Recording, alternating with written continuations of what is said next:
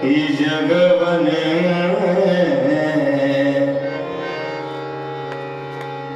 ಕಾಯನೆ ಕಾಯೆ ಗುರುವರನೇ ಜಗವನೇ ಕಾಯೆ ಗುರುವರನೇ ನ್ಯಾಯ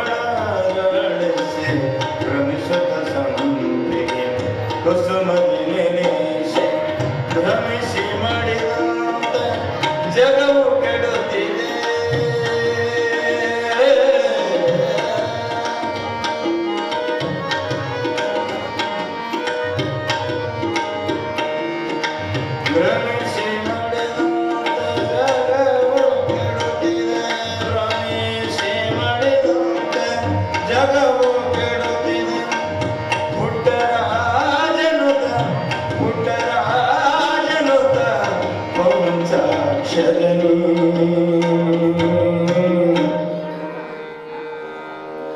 ಕಾಯೆ ಗುರುವರನೆ ಜಗವನೆ ಕಾಯೆ ಗುರುವರನೆ ನ್ಯಾಯ ಮಾರ್ಗವ ತೋರಿ ಬಿಡದೆ ನ್ಯಾಯ ಮಾರ್ಗವ ತೋರಿ ಬಿಡದೆ ದೇವರ ಧ್ಯಾನವ ದೇವರ ಧ್ಯಾನವ ದೇವರ ಧ್ಯಾನವ ಕರುಣಿಸು ಕಾಯೆ ಗುರುವರನೆ ಕಾಯೆ ಗುರುವರನೆ ಕಾಯೆ ಗುರುವರನೆ ಶ್ರೀ ಗುರು ಶರಣ ಬಸವೇಶ್ವರ ಮಹಾರಾಜ ಕಿ ಹಲೋ ಹಲೋ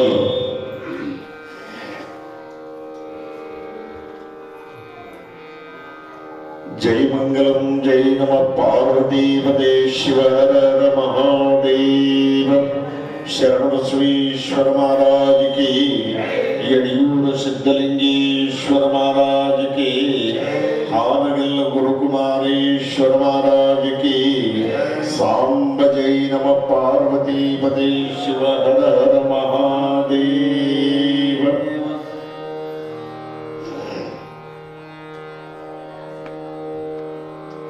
ಶ್ರೀ ಗುರುಭ್ಯೋ ನಮಃ ಶ್ರೀ ಗುರು ಬಸವಲಿಂಗಾಯ ನಮಃ.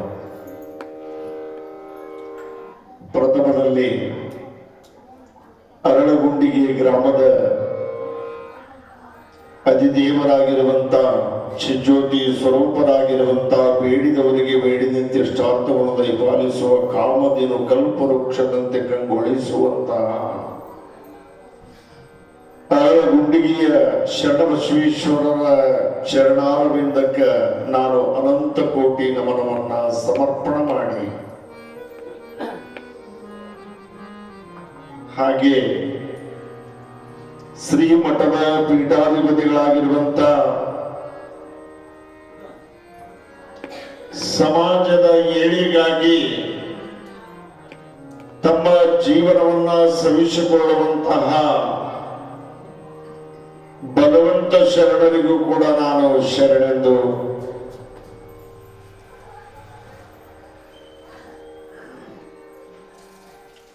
ಶರಣರಿಗೆ ಕ್ರಿಯಾಪಾದೋದಕವನ್ನು ಕೊಡುವಂತ ಬಸಯ್ಯ ಸ್ವಾಮೀಜಿಯವರಿಗೂ ಕೂಡ ನಾನು ಶರಣೆಂದು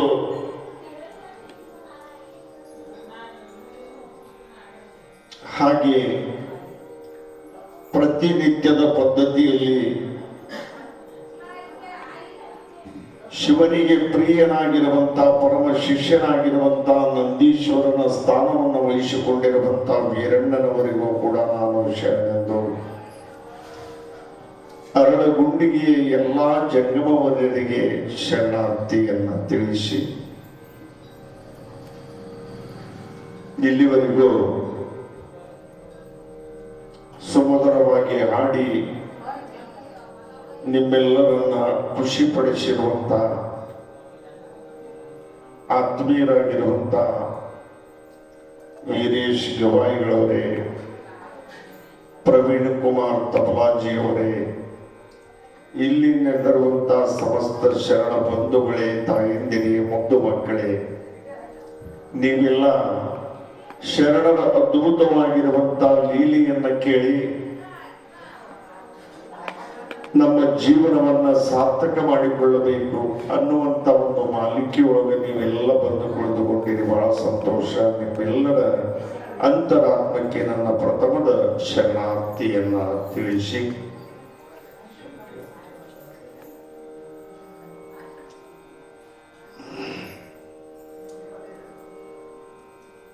ಪ್ರತಿನಿತ್ಯದ ಪದ್ಧತಿಯಂತೆ ಶರಣರ ಪುರಾಣದ ಪೂರ್ವದಲ್ಲಿ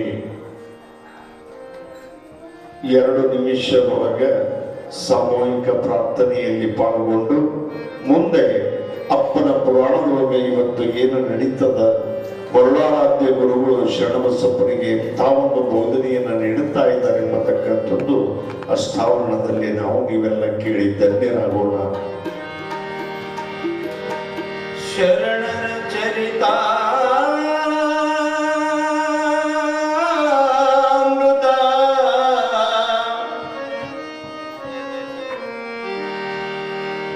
ಅಂತರಂಗದ ಅಮೃತ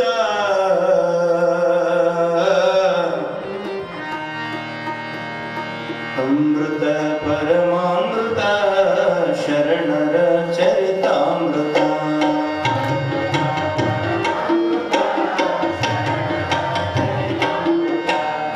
ಅಮೃತ ಪರಮಾಮೃತ ಶರಣರ ಚರಿತಾಮೃತ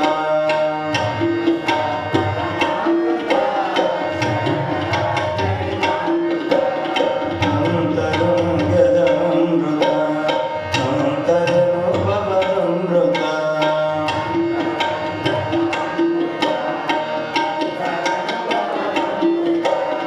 ಅಮೃತ ಪರಮಾಮೃತ ಶರಣರ ಚರಿತಾಮೃತ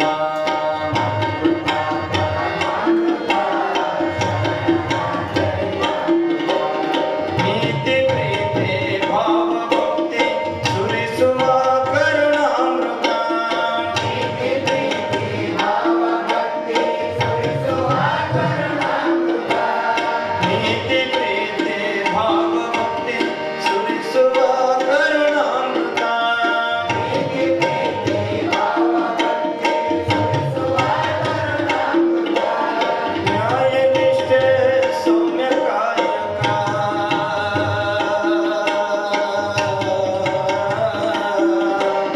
ನ್ಯಾಯ ನಿಷ್ಠೆ ಸೌಮ್ಯ ಕಾಯಕ ಕಲಿಸುವ ಜೀವಾಮೃತ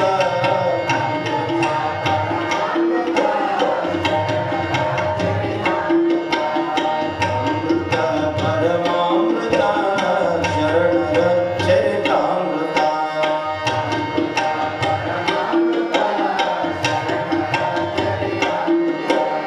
ಸಾವು ನೋವಿಗೆ ದಾರಿ ತೋರುವ ನಿತ್ಯ ನೂತನದ ಅಮೃತ ಸಾವು ನೋವಿಗೆ ದಾರಿ ತೋರುವ ನಿತ್ಯ ನೂತನದ ಅಮೃತ ಮನದ ಮೈಲಿಗೆ ತೊಳೆಯುವಂತ ಮನದ ಮೈಲಿಗೆ ತೊಳೆಯುವಂತ ಮಂಗಲದ ಮಾತಮೃತ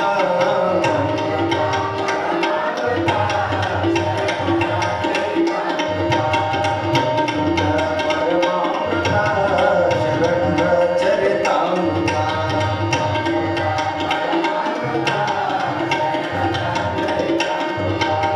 ಭಕ್ತಿಯೇ ಭಕ್ತ್ಯಾಮೃತ ಜ್ಞಾನವೇ ಜ್ಞಾನಾಮೃತ ಭಕ್ತಿಯೇ ಭಕ್ತ್ಯಾಮೃತ ಜ್ಞಾನವೇ ಜ್ಞಾನಾಮೃತ ಭಕ್ತಿ ಜ್ಞಾನ ತ್ಯಾಗ ಭಾವದ ಭಕ್ತಿ ಜ್ಞಾನ ತ್ಯಾಗ ಭಾವದ ಶರಣರ ಚರಿತಾಮೃತ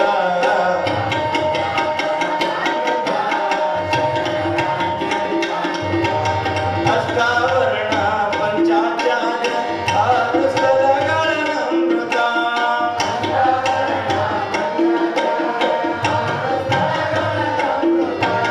ಶ್ರೇಷ್ಠ ಕಾಯಕ ದಾಸೋಹ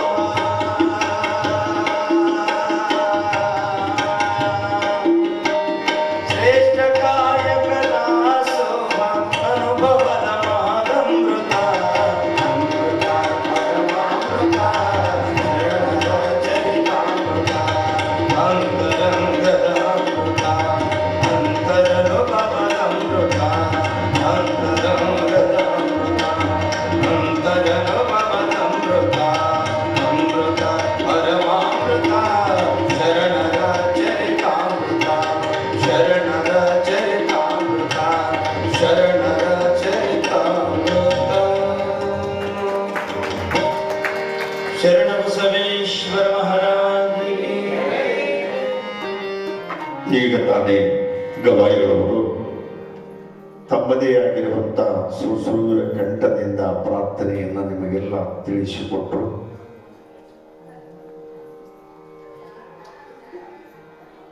ಶರಣರ ಪುರಾಣದೊಳಗೆ ದಿನ ದಿನಕ್ಕೆ ಪ್ರಜ್ವಲಗೊಂಡಿರುವಂತಹ ಒಂದು ವಿಷಯವನ್ನು ನಾವು ನೀವೆಲ್ಲ ಕೇಳ್ತಾ ಇದ್ದೀವಿ.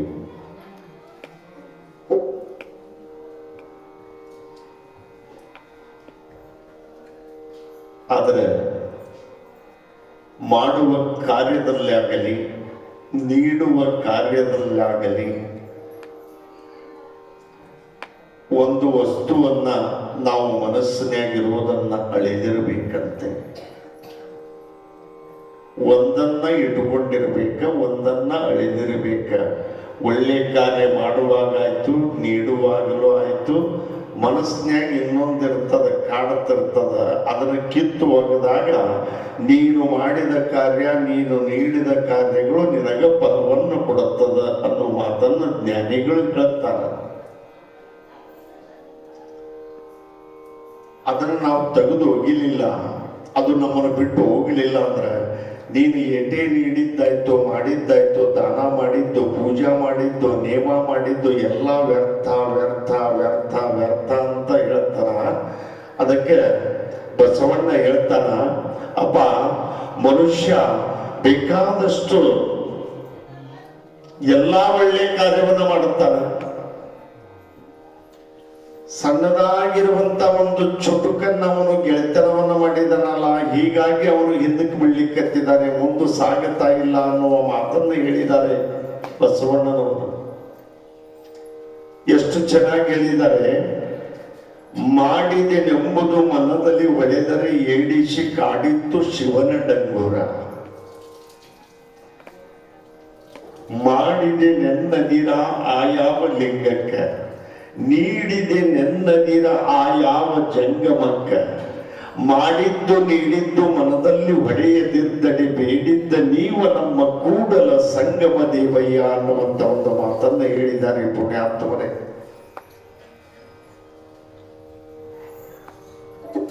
ಮಾನವ ಎಲ್ಲರೂ ಒಳ್ಳೇದು ಮಾಡ್ತದ, ಸ್ವಲ್ಪದ್ರಾಗ ಕಳ್ಕೊಂಡ್ಬಿಡುತ್ತದ ಅನ್ನೋದಕ್ಕೆ ಈ ಉದಾಹರಣೆಯನ್ನು ಹೇಳಿದ್ದಾರೆ. ಮಾಡಿದನೆಂಬುದು ಮನದಲ್ಲಿ ಒಡೆದರೆ ಏರಿಸಿ ಕಾಡಿತ್ತು ಶಿವನ ಡಂಗೂರ ಕೈಲಾಸದೊಳಗೆ. ಅಪ್ಪ ದಾನವನ್ನ ಮಾಡಿದೀಯ, ಧರ್ಮವನ್ನ ಮಾಡಿದೀಯ, ಮಠವನ್ನ ಕಟ್ಟಿದೀಯ, ಆದರೆ ಹಿಂದ ನಾನು ಮಾಡಿದೆ ನಾನು ಮಾಡಿದೆ ನಾನು ಮಾಡಿದೆ ಅನ್ನುವ ನಾನು ಎಂಬ ಅಹಂಭಾವ ಏನೈತಿಲ್ಲ, ನಿನ್ನ ಅಡ್ಡ ದಾರಿಗೆ ಒಯ್ಯಾಕತ್ತದ, ಸೀದಾ ದಾರಿಗೆ ಒಯ್ತಾ ಇಲ್ಲ, ಒಯ್ತಾ ಇಲ್ಲ. ಅದಕ್ಕೆ ನಾ ಮಾಡಿದೇ ಇರಬಾರದು. ಮಠದಾಗ ಸೇವಾ ಮಾಡಿದ್ರು ಕೂಡ ನಾ ಮಾಡಿದೇ ಇರಬಾರದು. ಇನ್ನೊಬ್ಬರು ಮುಂದೆ ಮಾಡಿದೆ ನೆನ್ನದಿರ ಆ ಯಾವ ಜಂಗಮಕ್ಕೆ.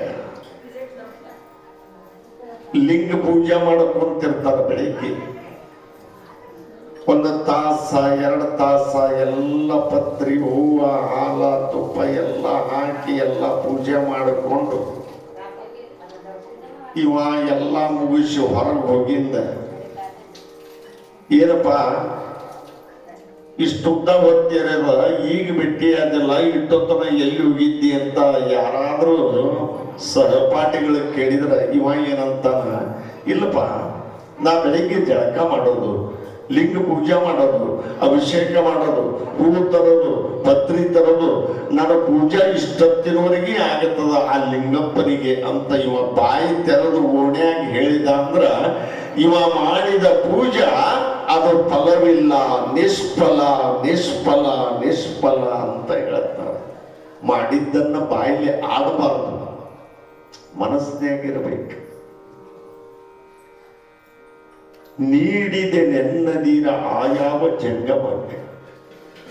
ಹಸಿದ ಜಂಗಮ ಮನೆ ಮುಂದೆ ಬಂದು ಅಮಾ ಭಿಕ್ಷಾಂತಿ ಹೇಳಿ ಹೋಗಿ ಏನೆಲ್ಲ ಅವನಿಗೆ ನೀಡುತ್ತಾರ, ಖರೆ ಪುಣ್ಯದ ಕೆಲಸನೇ.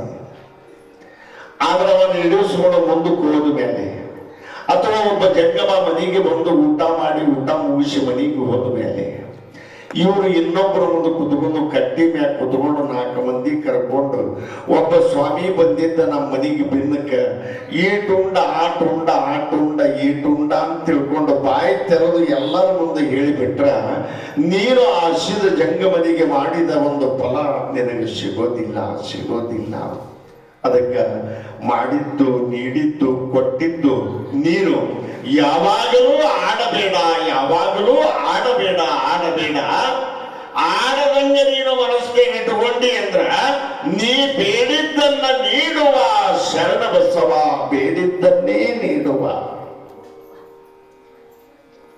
ಹಿಂಗ ಶರಣಬಸವನಿಗೆ ಮೊರಳಾರಾಧ್ಯ ಗುರುಗಳು, ಅಪ್ಪ ಮುಂದೆ ಗುರುಲಿಂಗ ಜಂಗಮರ ಸೇವೆಯನ್ನು ಮಾಡುವಾಗ ನೀನು ಬೇಸರ ಮಾಡ್ಕೋಬೇಡ. ಇನ್ನೊಬ್ರು ಬಂದ್ರು ಅಂತ ತಿಳ್ಕೊಂಡು ಹಿಂದಕ್ಕೆ ಸರಿಬೇಡ. ಸಮಾಜದ ಸೇವೆಗೆ ಮುಂದೆ ಹೆಜ್ಜೆಯನ್ನಿಡು, ಎಷ್ಟೇ ಕಷ್ಟ ಬರಲಿ. ಅದೇ ನಿನ್ನೆ ದಿವಸ ಕೇಳಿದಿರಿ, ಜಂಗಮನ ಸೇವೆ ಹೇಗೆ, ಪ್ರಸಾದದ ಸೇವೆ ಹೇಗೆ, ಆ ಪ್ರಸಾದದಿಂದ ಎಂಥ ಶಕ್ತಿ ಅದ ಅನ್ನೋದನ್ನ ನಿನ್ನೆ ಅಷ್ಟಾವರಣದೊಳಗೆ ನೀವೆಲ್ಲ ಕೇಳಿದ್ದೀರಿ.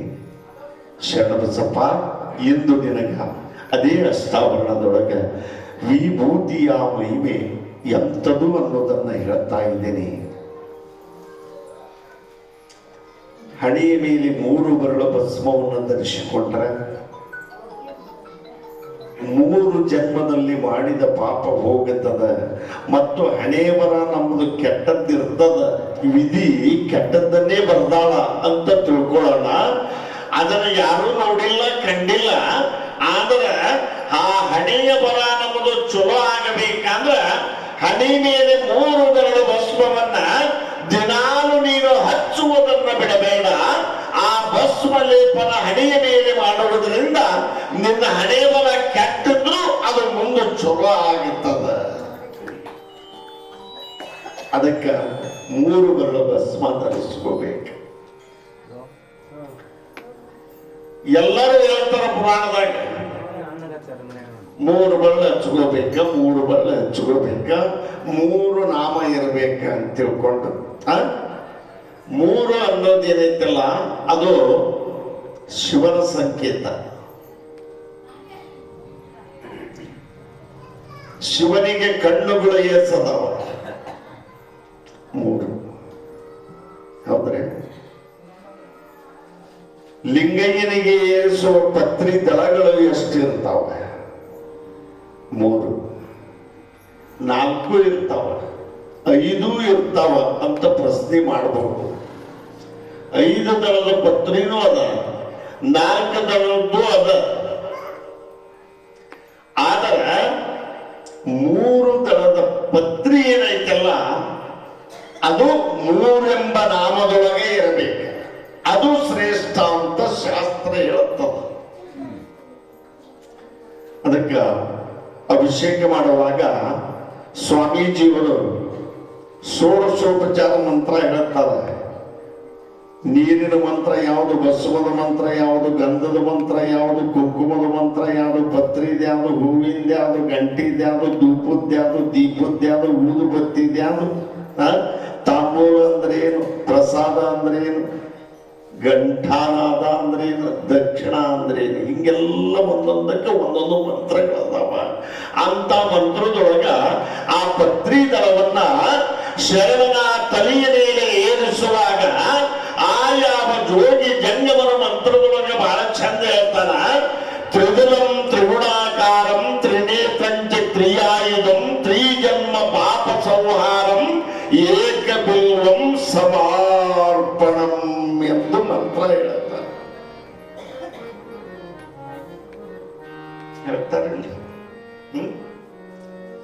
ಮಂತ್ರ ಬಂದವರು ಹೇಳ್ತಾರ, ಬರ್ಲಿಲ್ಲದವರು ದಮ ದಮ ಓಸು ಏರಿಸಿ ಬಿಡ್ತಾರೆ.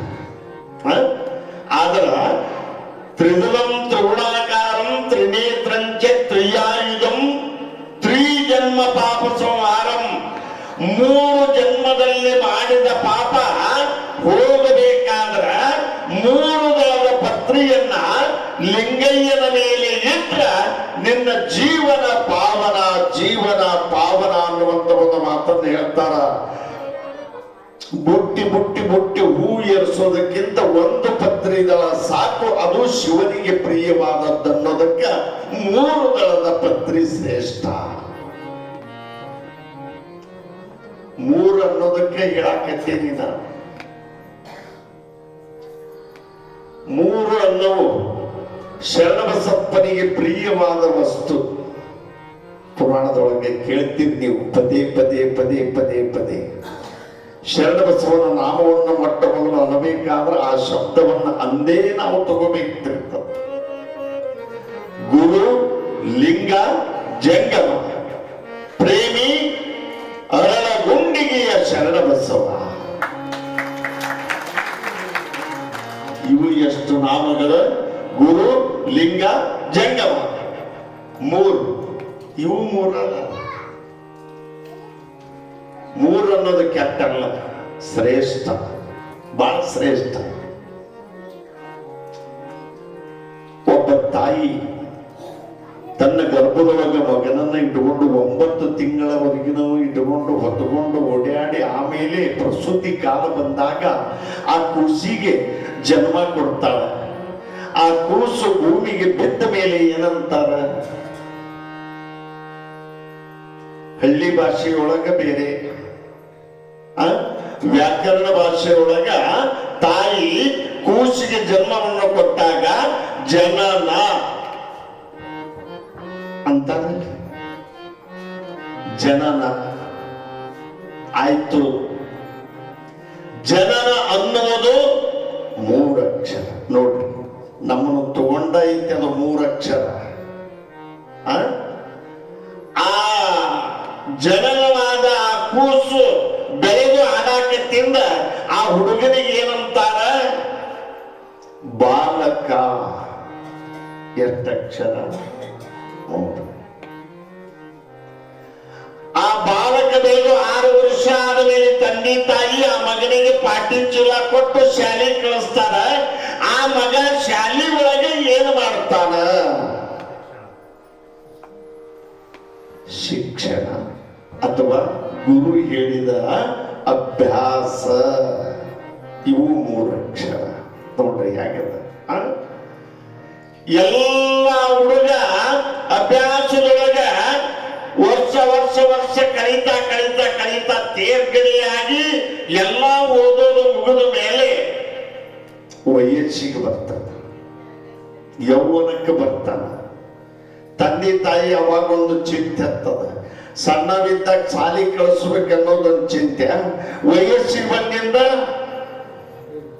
ಕನ್ಯಾ ನೋಡ್ಬೇಕು, ನನ್ನ ಮಗಂದ ಬಾಳ ಬಂಗಾರ ಆಗ್ಲಿ ಅಂತ ಆಸೆ ಪಟ್ಟ ಆ ಕನ್ಯಾಮಣಿ ತೆಗೆದ ಹಂದರ ಹಾಕಿ ಚಪ್ಪರ ಹಾಕಿ ಅವನಿಗೆ ಏನು ಮಾಡ್ತಾರ?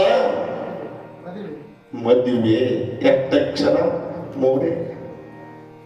4 ಇಲ್ಲ, 3 ಅಕ್ಷರ. ಅವ ಮದುವೆ ಮಾಡಿಕೊಂಡ ಮೇಲೆ 2 ವರ್ಷಕ್ಕೋ 3 ವರ್ಷಕ್ಕೋ ಅವನಿಗೆ ಮಕ್ಕಳು. 3 ಅಕ್ಷರ. ಆ ಮಕ್ಕಳು ದೊಡ್ಡವಾದ ಮೇಲೆ ಇವ ಏನಕ್ಕನ? ಮುದುಕ. 3 ಅಕ್ಷರ. ಹೌದಲ್ಲ? ಮುದುಕಂದು ಎಲ್ಲಾ ಮುಗಿದ ಮೇಲೆ ಕೊನೆಗೆ ಬರೋದ ಮರಣ. 3 ಎಂಬ ನಾಮದೊಳಗೆ ಬಂದದ. ಗುರುಲಿಂಗ ಜಂಗಮ ಅನ್ನುವುದು 3. ಹಣೆಯ ಮೇಲಿನ ಭಸ್ಮ 3. ಶಿವನಿಗೆ ಕಣ್ಣುಗಳು 3. ಆದ್ರೆ ಜನನ ಅನ್ನುವುದು 3. ಬಾಲಕ ಅನ್ನುವುದು 3. ಅಭ್ಯಾಸ ಅನ್ನುವುದು 3. ಯೌವನ ಅನ್ನುವುದು 3. ಮದುವೆ ಅನ್ನುವುದು 3. ಮಕ್ಕಳು ಅನ್ನುವುದು 3. ಮುದುಕ ಅನ್ನುವುದು 3. ಮರಣ ಅನ್ನುವುದು 3. ಎಷ್ಟು ಸುಂದರವಾದ ಮಾತು. ಅದಕ್ಕೆ ಶರಣಬಸವ ಹಣೆ ಮೇಲೆ 3 ಬೆರಳು ಭಸ್ಮ ಧರಿಸಿಕೊಳ್ಳಾರ್ದೆ ನೀನು ಹೊರಗೆ ಹೋಗಬೇಡ. ಭಸ್ಮ ಇಲ್ಲದ ಮುಖವನ್ನ ನೀನು ಇನ್ನೊಬ್ಬರಿಗೆ ತೋರಿಸಬೇಡ. ಭಸ್ಮ ಹಚ್ಚಿಕೊಂಡವ್ರ ಮುಖ ಮುಂಜಾನೆ ಎದ್ದು ನಾವು ನೋಡಿದ್ರ ಕೈ ಮುಗಿಬೇಕು. ಭಸ್ಮ ಧರಿಸಿಕೊಂಡವ್ರಕ್ಕಿಂತ ಪುಣ್ಯ ಹಚ್ಚಿಕೊಂಡವ್ರು ಹಣೆ ನೋಡಿದ್ರೆ ಬರ್ತೈತೆ. ಅದಕ್ಕಾಗಿ ಆ ಭಸ್ಮದ ಮಹಿಮೆಯನ್ನ ಇಷ್ಟು ಸುಂದರವಾಗಿ ಹೇಳ್ತಾ ಇದ್ದಾರೆ. ಬದಾಮಿ ತಾಲೂಕಿನೊಳಗೆ ಶಿವಯೋಗ ಮಂದಿರ ಅಂತ ಹಾನಗಲ್ಲ ಕುಮಾರ ಅಪ್ಪನವರು ಅಲ್ಲಿ ಒಂದು ಮಠ ಮಾಡಿದ್ದಾರೆ. ಅಖಿಲ ಭಾರತದ ವೀರ ಶೈವ ಸಭೆಯನ್ನ ಅವರು ಅಲ್ಲಿ ಕಟ್ಟಿದ್ದಾರೆ. ಅಲ್ಲಿ ಇನ್ನೊಂದೇನು ಮಾಡ್ಯಾರ? ವೀರಶೈವ ಧರ್ಮಕ್ಕ ಬಹಳ ಕಟ್ಟಳೆಯಾಗಿ ಉಳಿಯುವಂತ ಸಾಹಸವನ್ನು ಮಾಡಿ ಹೋಗ್ಯಾರ. ಇವತ್ತಿಗೂ ಅದ. ಅಲ್ಲಿ ಒಂದು ಭಸ್ಮದ ಫ್ಯಾಕ್ಟರಿಯನ್ನ ತಯಾರು ಮಾಡಿದ್ರು ಹಾನಗಲ್ಲ ಕುಮಾರಸ್ವಾಮಿಗಳು. ನೂರಾರು ಆಕಳಗಳು ಆ ಮಠದೊಳಗೆ. ಒಳ್ಳೆ ಭಸ್ಮ. ಆ ಆಕಳಗಳನ್ನ ಯಾಕೆ ಸಾಕಿದ್ರು ಅಂದ್ರ ಮಠದ ಹೊಲಕ್ಕ ಗೊಬ್ಬರಾಗಲಿ ಅಂತ ಸಾಕಿದ್ದಿಲ್ಲ. ಆ ಆಕಳಗಳು ಸಗಣಿ ಹಾಕುತ್ತಿದ್ವಲ್ಲ, ಹಾನಗಲ್ಲ ಅಪ್ಪನವರು ಸ್ವತಃ ಸಗಣಿಯನ್ನ ಮಡಿಯಿಂದ ತಗೊಂಡು ಹೋಗಿ ಮಡಿ ಕಲ್ಲಿನ ಮೇಲೆ ಅವನ್ನ ಕುಳ್ಳು ಕಟ್ಟುತ್ತಿದ್ರು. ಬಿಸಿಲಿಗೆ ಒಣಗಿದ್ದ ಆ ಕುಳ್ಳನ್ನ ಸುಡುತ್ತಾ ಇದ್ರು. ಅದು ಬೂದಿ ಆಗ್ತಿತ್ತು.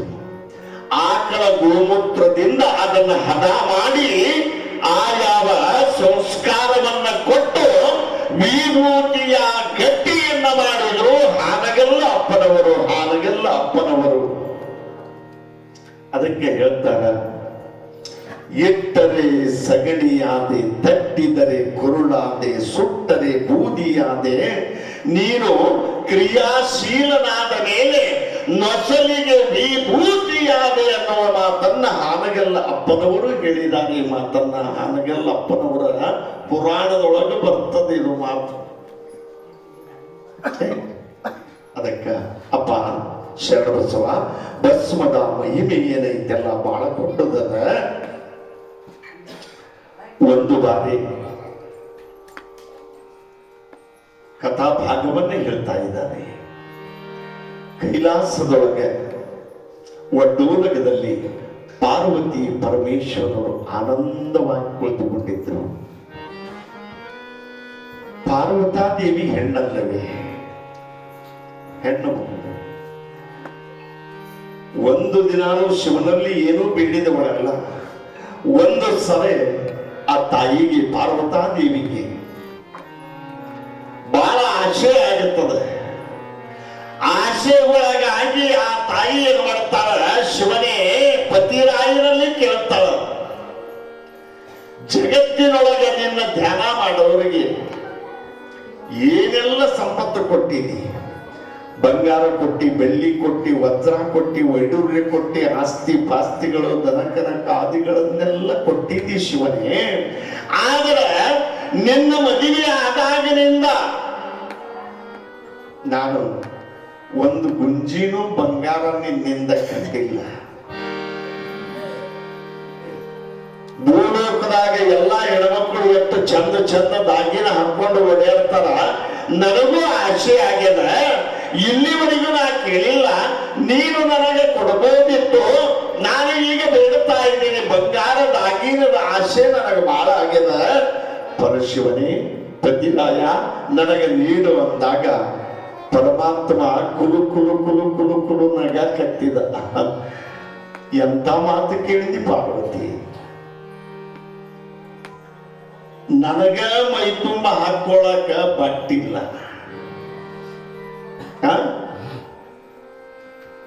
ಹುಲಿ ಚರ್ಮನೋ ಚಿಗರಿ ಚರ್ಮನೋ ಸುತ್ತರ್ಕೊಂಡು ಬರಿ ಮೈಲಿ ಬೂದಿ ಬಡಕ್ಕಾಗಿ ನಾನು ಓಡಾಡಕತ್ತೀನಿ. ನಿನಗೆ ಎಲ್ಲಿಂದ ಬಂಗಾರ ತರಲಿ ಎಂದವ ಶಿವ ಪಾರ್ವತಾದೇವಿಗೆ. ಎಲ್ಲಿಂದ ತರಲಿ? ಬರಿಗೈ ಬಂದ ನಾನು. ಆದ್ರೆ ಆಶೀರ್ವಾದ ಮಾಡಿರ್ತೀನಿ, ಭೂಲೋಕದಾಗಿದ್ದರೆ ಸಂಪತ್ತು ಬರ್ತದ. ಆದ್ರೆ ನಿನಗೆ ಕೈಯಾರೆ ಎತ್ತಿ ಕೊಡಬೇಕನ್ನೋದು ನನ್ನಿಂದ ಆಗೋದಿಲ್ಲ ಅಂದಾಗ ಪಾರ್ವತಾದೇವಿ ಬಹಳ ಮುಖ ಸಣ್ಣದು ಮಾಡಿದ್ಲು. ಇಲ್ಲ, ನನಗೆ ಬಂಗಾರ ಬೇಕೇ ಬೇಕ, ನಿನ್ನಿಂದ ಕೊಡಾಕಾಗತೈತಿ ಅಂತ ಹಠ ಹಿಡಿದ್ಲು. ಹಠ ಹಿಡಿದಾಗ ಅವ ಹೇಳಿದ, ನೋಡು ನಿನಗ ಬಂಗಾರದಾಗೇನು ಬೇಕದಲ್ಲ, ನನ್ನಲ್ಲೆಂತೂ ನಿನಗೆ ಸಿಗೋದಿಲ್ಲ. ನಿನಗೊಂದು ಮಾತು ಹೇಳ್ತೀನಿ, ಕುಬೇರನ ಸ್ಥಾನದೊಳಗೆ ಬೇಕಾದಟ್ಟು ರಾಶಿ ರಾಶಿ ಬಿದ್ದದ ಬಂಗಾರ, ಬೆಳ್ಳಿ, ವಜ್ರ, ವೈಡೂರ್ಯ ಎಲ್ಲವೂ ಆ ಕುಬೇರನ ವಾಡೆಯೊಳಗೆ ತುಂಬ್ಯದ. ಅಲ್ಲಿ ಹೋಗು, ಹೋಗಿ ಬಂಗಾರ ಕೇಳು, ವಜ್ರ ಕೇಳು, ವೈಡೂರ್ಯ ಕೇಳು. ನಿನಗಿಲ್ಲ ನಂಗಿಲ್ಲ, ನಿನ್ನ ಶಕ್ತಿ ಹಂಗದ, ಹೋಗು. ಶಿವ ಹೇಳಿದ, ಆಯ್ತು ನಿನ್ನ ಅಪ್ಪಣೆ ಆಯ್ತು ಅಂದ್ರ ನಾನು ಹೋಗಿ ಬೇಕಾದಷ್ಟು ಬಂಗಾರ ತಗೊಂಡು ಬಂದು ದಾಗಿನ ಮಾಡಿಸ್ಕೊಂಡು ನಾನು ಎಲ್ಲಾ ಹೆಣ್ಮಕ್ಳಂಗ ಓಡಾಡ್ತೀನಿ ಕೈಲಾಸದೊಳಗ ಅಂದ್ಲು. ಶ್ರೀದ ಪಾರ್ವತಾನೇನು ಹೊರಟಾಳ. ಒಡ್ಡೋಲಗವನ್ನು ಬಿಟ್ಟು 10 ಹೆಜ್ಜೆ ಮುಂದಿಟ್ಟಾಗ ಶಿವ ಪಾರ್ವತಿಯನ್ನ ಕೂಗಿದ. ಪಾರ್ವತಿ ಬಾಯಿ, ಎಲ್ಲಿ ಹೊಂಟಿದಿ? ನೀವ ಹೇಳಿದ್ರಲ್ಲ ಕುಬೇರನ ಆಸ್ಥಾನಕ್ಕೆ ಹೋಗು, ನಿನಗೆ ಬೇಕಾದಷ್ಟು ಹೊರಿ ಬಂಗಾರ ಸಿಗುತ್ತದೆ ಅಂದ್ರಿ. ನಿಮ್ಮ ಅಪ್ಪಣೆ ತಗೊಂಡ ಹೊಂಟೀನಿ. ಸತ್ಯ, ತಪ್ಪಲ್ಲ. ಹೋಗೋದು ಹೊಂಟಿದಿ, ನನ್ನದು ಒಂದು ಕರಾರದ. ಶಿವ ಹೇಳ್ತಾನ ಪಾರ್ವತಿಗೆ, ನನ್ನದು ಒಂದು ಕರಾರದ. ಆ ಕರಾರಿನೊಳಗೆ ನೀನು ಹೋಗು ಅಂದಾಗ ಏನು ಹೇಳಿದ್ರಿ ಅಂತ. ಏನಿಲ್ಲ, ಬಾಯಿ ತನ್ನ ಜೋಳಿಗೆಯಲ್ಲಿರುವಂತ ಸಣ್ಣದಾಗಿರುವಂತ ಭಸ್ಮದ ಇಟು ತುಂಡು ಭಸ್ಮ ಕೊಟ್ಟ ಪಾರ್ವತಿ ಕೈಯೊಳಗೆ. ಇದು ಎದಕ್ರಿ ಅಲ್ಲ, ಏನಿಲ್ಲ, ಈ ಭಸ್ಮದ ತುಂಡು ತಗೊಂಡು ಕುಬೇರನ ವಾಡೆಗೆ ಹೋಗು, ರಾಜಧಾನಿಗೆ ಹೋಗು. ಈ ಭಸ್ಮದ ಇಷ್ಟೇ ತುಣುಕದ, ಅದು ಏನು ದೊಡ್ಡದಿಲ್ಲ, ಇಷ್ಟೇ ಅದ. ಈ ತುಂಡಿನ ತೂಕದಷ್ಟು, ಈ ಭಸ್ಮದ ತೂಕದಷ್ಟು ಕುಬೇರನಲ್ಲಿ ಬಂಗಾರವನ್ನ ತೆಗೆದುಕೊಂಡು ಬಾ ಅಂದ ಶಿವ. ಅಕ್ಕಿ ಕೈಯಾಗಿ ಹಿಡ್ಕೊಂಡ್ರು, ಇದೇನ್ ದೊಡ್ಡದು ಅಂದ್ಲ. ರಾಶಿ ಬಿದ್ದದ ಅಂದು ಖುಷಿ ಒಳಗ ಆ ಯಾವ ಪಾರ್ವತಿ ಅದನ್ನು ತಗೊಂಡು ಸೀದ ಕುಬೇರನ ಆಸ್ಥಾನಕ್ಕೆ ಬಂದ. ಕುಬೇರ ಸಿಂಹಾಸನ ಮೇಲೆ ಕುತ್ಕೊಂಡಿದ್ದ. ತಾಯಿ ಪಾರ್ವತ ದೇವಿ ಗೆಜ್ಜಿನಾದದೊಳಗೆ ಜಿಲ್ ಜಿಲ್ ಜಿಲ್ ಜಿಲ್ ಒಳಗೆ ಬಂದಾಗ ಅಲ್ಲಿಂದ ಕೆಳಗೆ ಬಂದು ಪಾರ್ವತ ದೇವಿಗೆ ಸಾಷ್ಟಾಂಗ ಎರಗಿದ. ಯವ್ವ ತಾಯಿ ಜಗನ್ಮಾತೆ, ಕರೆಯದಲೇ ಈ ಬಡವನ ಮನೆಗೆ ಬನ್ನಿ ಅಂದ್ರ ಭಾಗ್ಯದ ನಿಧಿ ನೀನು ಅಂದು ಪಾರ್ವತಿಯನ್ನು ಒಳಗೆ ಬರಮಾಡಿಕೊಂಡು ಸಿಂಹಾಸನದ ಮೇಲೆ ಕೂರಿಸಿ, ಕುಬೇರ, ನಾನು ಶಿವನಲ್ಲಿ ಹಠ ಮಾಡಿದ್ದೀನಿ. ನನಗೆ ಬಂಗಾರದ ಆಸೆ ಆಗ್ಯದ, ಬಂಗಾರದ ಆಗಿರಬೇಕಾಗ್ಯದ, ಅದಕ್ಕಾಗಿ ನಾನು ಬಂದಿದ್ದೀನಿ. ಆದ್ರೆ ನನ್ನ ಪತಿರಾಯಿನಲ್ಲಿ ಇಲ್ಲ ಅಂದದ್ದಕ್ಕ ನಿನ್ನಲ್ಲಿ ಇಸ್ಕೊಳಬ ಅಂತ ಕಳಿಸ್ಯಾನ.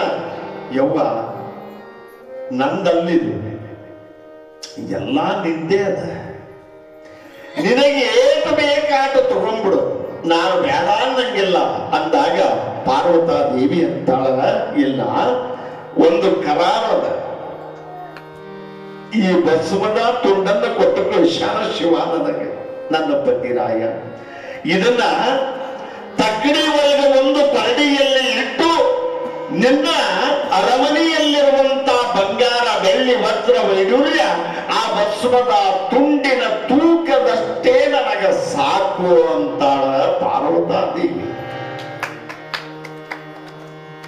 ಅವಾಗ ದೊಡ್ಡ ತಕ್ಕಡಿ ಇತ್ತು ಕುಬೇರನ ಆಸ್ಥಾನದೊಳಗ, ರಾಜವಾಡಿ ಒಳಗ. ಆ ಯಾವ ಭಸ್ಮದ ತುಂಡು ಒಂದು ಕಡೆಗೆ ಹಚ್ಚತಾನ, ಅದರ ನಿಲುವು ಅವನಿಗೆ ಗೊತ್ತಿಲ್ಲ. ಒಂದು ಪರಡ್ಯಾಗಿಟ್ಟ, ಪ್ರಜೆಗಳಿಗೆ ಹೇಳಿದ, ಬೊಕ್ಕಸವನ್ನ ತಂದು ತಂದು ತಂದು ಈ ಕಡೆ ಪರಡಿ ಒಳಗ ಹಚ್ಚರಿ ಅಂತ. ಆ ಭಸ್ಮದ ತುಂಡಿನ ಪರಡಿ ನೆಲಕ್ಕೆ ಕುಂತಿದ್ದ. ಮ್ಯಾಲಿನಿಂದ ಪರಡಿ ಒಳಗ ಬಂಗಾರವನ್ನು ಹೊರಿ ಹೊರಿ ಹೊರಿ ಹೊರಿ ಹೊರಿ ತಂದು ತಂದು ತಂದು ತಂದು ಅದರ ಒಟ್ಟಿದ್ರು. ಆ ಮ್ಯಾಲೆ ಏರಿದ ಪರಡಿ ಒಳಗ ಇಡೀ ಕುಬೇರನ ಆಸ್ಥಾನದೊಳಗ ಒಂದು ಗುಂಜಿ ಬಂಗಾರದ ಉಳಿಲಿಲ್ಲ. ಎಲ್ಲಾ ಬೊಕ್ಕಸವನ್ನ ತಂದು ಆ ಪರಡಿ ಒಳಗ ಹಚ್ಚಿದ್ರು. ಆ ಭಸ್ಮದ ತುಂಡಿನ ಪರಡಿ ಮೇಲೆ ಏಳಲಿಲ್ಲ, ಇದು ಕೆಳಗೆ ಬರಲಿಲ್ಲ. ಅವಾಗ ಕುಬೇರ ಗದ ಗದ ಗದ ಗದ ಗದ ಗದ ನಡುಗಿದ. ನಡುಗಿ ಪಾರ್ವತಾ ದೇವಿ ಪಾದಕ್ಕೆ ಶರಣಾದ. ಯವ್ವ ಜಗನ್ಮಾತೆ, ತಪ್ಪು ಮಾಡಿಬಿಟ್ಟೆ. ಈ ಭಸ್ಮದ ತುಂಡು ಇಟ್ಟೈತಿ, ಇದೇನ್ ದೊಡ್ಡದು ಅಂತೇಳಿ ಸೊಕ್ಕಿನೊಳಗ, ಅಬ್ಬರದೊಳಗ, ರಾಜವಾಡಿ ಒಳಗ ಬೇಕಾದಟ್ಟ ಐತಿ ಅಂತ ನಾನು ಮರೆಮಾಚಾಗಿ ತಂದು ಒಟ್ಟಿದ್ದು ತಪ್ಪು. ಯವ್ವ, ಹಂಗ ಬೇಕಾದ್ರೆ ಕೊಡ್ತೀನಿ. ಈ ಭಸ್ಮದ ತುಂಡಿನಟ್ಟು ತೂಕ ನನ್ನ ಅಲ್ಲಿ ಸಂಪತ್ತು ಇಲ್ಲ ಅನ್ನುವ ಮಾತನ್ನು ತಿಳಿದು ಆಯಾವ ಕುಬೇರ ಶಿವನಿಗೆ ಶರಣಾಗತನಾಗತಾ ಇದ್ದಾನ. ಶಿವನಿಗೆ ಶರಣಾಗತನಾದ. ಅವಾಗ ಪಾರ್ವತಾದೇವಿ ಶಿವಾಸನವನ್ನು ಬಿಟ್ಟು ಕೆಳಗಿಳಿದು ಬಂದು ಆ ಭಸ್ಮವನ್ನ ತನ್ನ ಉಡಿಲಲ್ಲಿ ಕಟ್ಟಿಕೊಂಡು ಸಪ್ಪ ಮುಖ ಮಾಡಿಕೊಂಡು ಸುಮಾರಾಗಿ ಬಿಡ್ತಕ್ಕಿಗೆ ಹೆಂಗ್ ಹೋಗಿಲ್ಲ. ನಾನು ಬಂಗಾರ ಬಂಗಾರ ಬಂಗಾರ ಬಂಗಾರ ಅಂತಿದ್ದೆ, ನನಗ ಬಹಳ ಅವಮಾನ ಆಯ್ತು ಅಂದು ಆ ಭಸ್ಮ ತಂದು ಶಿವನ ಮುಂದಿಟ್ಟು ಸಾಷ್ಟಾಂಗ ಹಾಕಿದ್ದು. ದೊಡ್ಡವನಿದೀನಿ, ಬಂಗಾರದಂತ ಪರಶಿವನನ್ನ ಕಂಡು ನಾನು ಬಂಗಾರಕ್ಕೆ ಆಶೆ ಮಾಡಿದ್ದು ನಂದು ತಪ್ಪು, ನಂದು ತಪ್ಪು, ನಂದು ತಪ್ಪು ಅಂದು ಅಂದಾಗ ಆಗ ಶಿವ ಹೇಳ್ತಾನ, ನೋಡು ಬಂಗಾರ ಬೆಳ್ಳಿ ವಸ್ತ್ರ ಇಡುವುದಕ್ಕೆ ಬೆಲೆ ಅಂತ ತಿಳಿಬೇಡ. ಈ ಭಸ್ಮದ ಬೆರಳಚ್ಚು ಏನೈತೆಲ್ಲ ಇದರ ಸರಿಸಮ ಆಗಿರುವಂತ ವಸ್ತು ಜಗತ್ತಿನೊಳಗೆ ಯಾವುದು ಇಲ್ಲ. ಭಸ್ಮವನ್ನೇ ನೀನು ನಂಬು ನಂಬು ನಂಬು ಅನ್ನುವ ಮಾತನ್ನ ಶಿವ ಪಾರ್ವತಾದೇವಿಗೆ ಹೇಳಿದ. ಅದನ್ನೇ ಗೋಳಾರಾಧ್ಯ ಗುರುಗಳು ಶರಣಬಸಪ್ಪನಿಗೆ ಹೇಳಿದರು. ಇದು ಅಷ್ಟಾವರಣದೊಳಗ ಭಸ್ಮದ ಮಹಿಮೆ. ಹಣೆಗೆ ಹಚ್ಚಿದ ವಿಭೂತಿ ಎಲ್ಲದು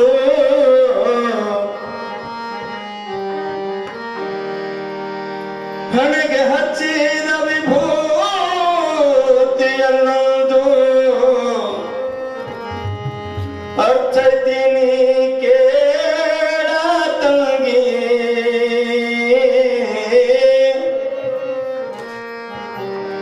ಅರ್ಥೈತೀನಿ ಕೇಳ ತಂಗಿ ಬುಟ್ಟಿ ಬಂಗಾಳಿದ್ದರು ಕಾಲಿ ರಂಗರಂಗಿ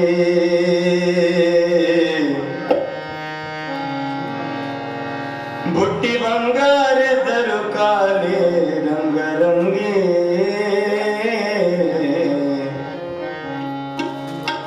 ಬಟ್ಟ ಕುಂಕುಮ ನಿನಗ ಮಾನ ನೋಡ ತಂಗಿ ಗಂಡ ಕಟ್ಟಿದ ತಾಳಿ ಚಂದ ಕಲ್ಲ ತಂಗಿ ಗಂಡ ಕಟ್ಟಿದ ತಾಳಿ ಚಂದ ಕಲ್ಲ ತಂಗಿ ತಾಳಿ ಬಾಳೆ ನಡೆಯಬೇಕಾದು ಕಂಗಿ ತಾಳಿ ಬಾಳೆ ನಡೆಯಬೇಕಾದು ಕಂಗಿ ನೂರಾರು ಕರಿಮಾಣಿ ಒಂದು ದಾರ ನೂರಾರು ಕರಿಮಾಣಿ ಒಂದು ದಾರ ಧರ್ಮದ ದಾರಿ ತೋರವು ನಡೆಯಂಜಿ ಮಗಳೇ ಧರ್ಮದ ದಾರಿ ತೋರವು ನಡೆಯಂಜಿ ಗಂಡ ಕಟ್ಟಿದ ತಾಳಿ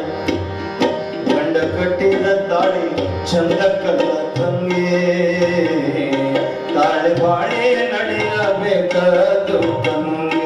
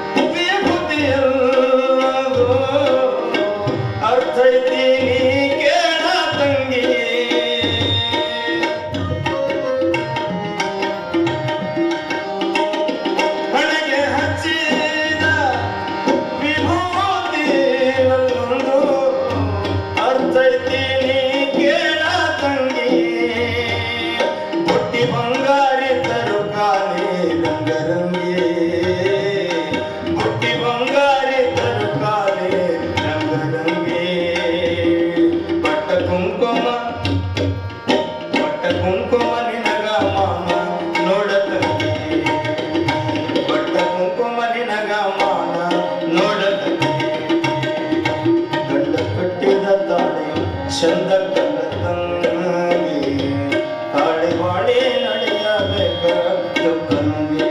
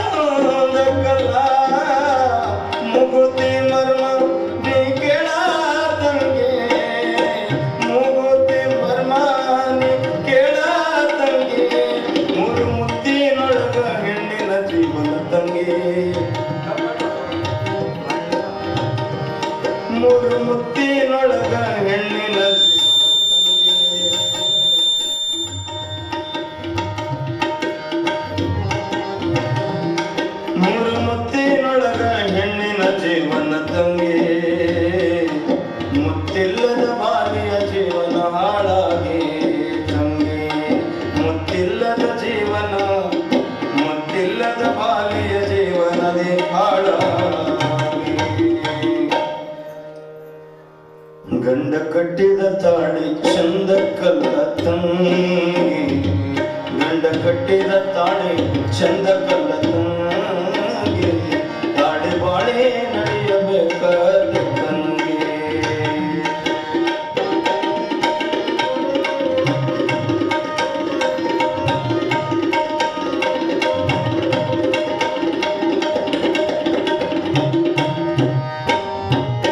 ಹಸಿರು ಬಳೆಗಳು ಮರೆತೋದ ಕಲ್ಲ ಹಸಿರಾಗಲಂತ ನಿನ್ನ ಬಾಳಲ್ಲ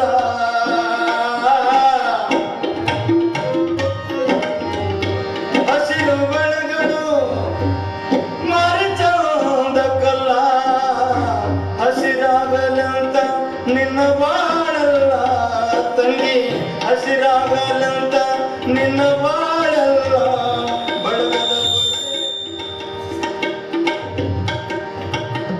ಬಳಗದ ಬಳ್ಳಿ ಕೂಡಿ ನಡೆಯಂದಾರವಾಗಿ ಬಳಗದ ಬಳ್ಳಿ ಕೂಡಿ ನಡೆಯಂದಾರವಾಗಿ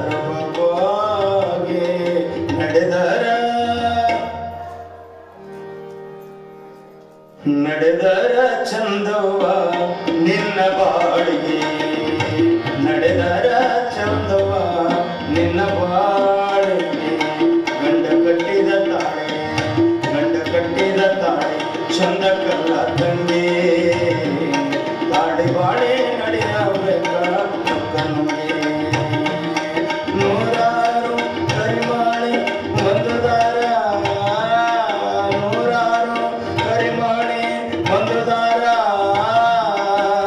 ಧರ್ಮದ ದಾರಿ ತೋರವು ನಡೆಯೋಜೆ ಧರ್ಮದ ದಾರಿ ತೋರವು ನಡೆಯೋಜೆ ಗಂಡ ಕಟ್ಟಿದ ತಾಳಿ ಚಂದ ಕಲ್ಲ ತಂಗಿ ತಾಳಿ ಬಾಳೆ ನಡೆಯಬೇಕ ತಾಳಿ ಬಾಳೆ ನಡೆಯಬೇಕ ತಾಳಿ ಬಾಳೆ ನಡೆಯಬೇಕ ಶಿವಶರಣ ಬಸವೇಶ್ವರ ಮಹಾರಾಜ ಕಿ ಭಸ್ಮ ಮಹಿಮೆಯ ನರಿತು ದೇವಿಯೋ ಭಸ್ಮ ಮಹಿಮೆಯ ನರಿತು ಕುಬೇರ ಭಸ್ಮ ವಿದರದು ಮಹಿಮೆಯ ಪಾರ ತಿಳಿದು ನೋಡಿದರಂ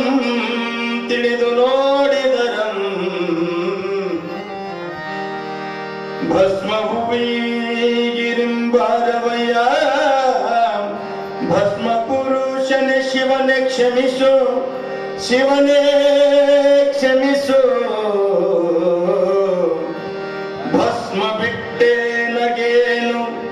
ಭಸ್ಮ ಬಿಟ್ಟೆ ನಗೇನು ಬೇಡವೋ ನಿನ್ನ ದಯವಿರಲಿ ಶಿವನೇ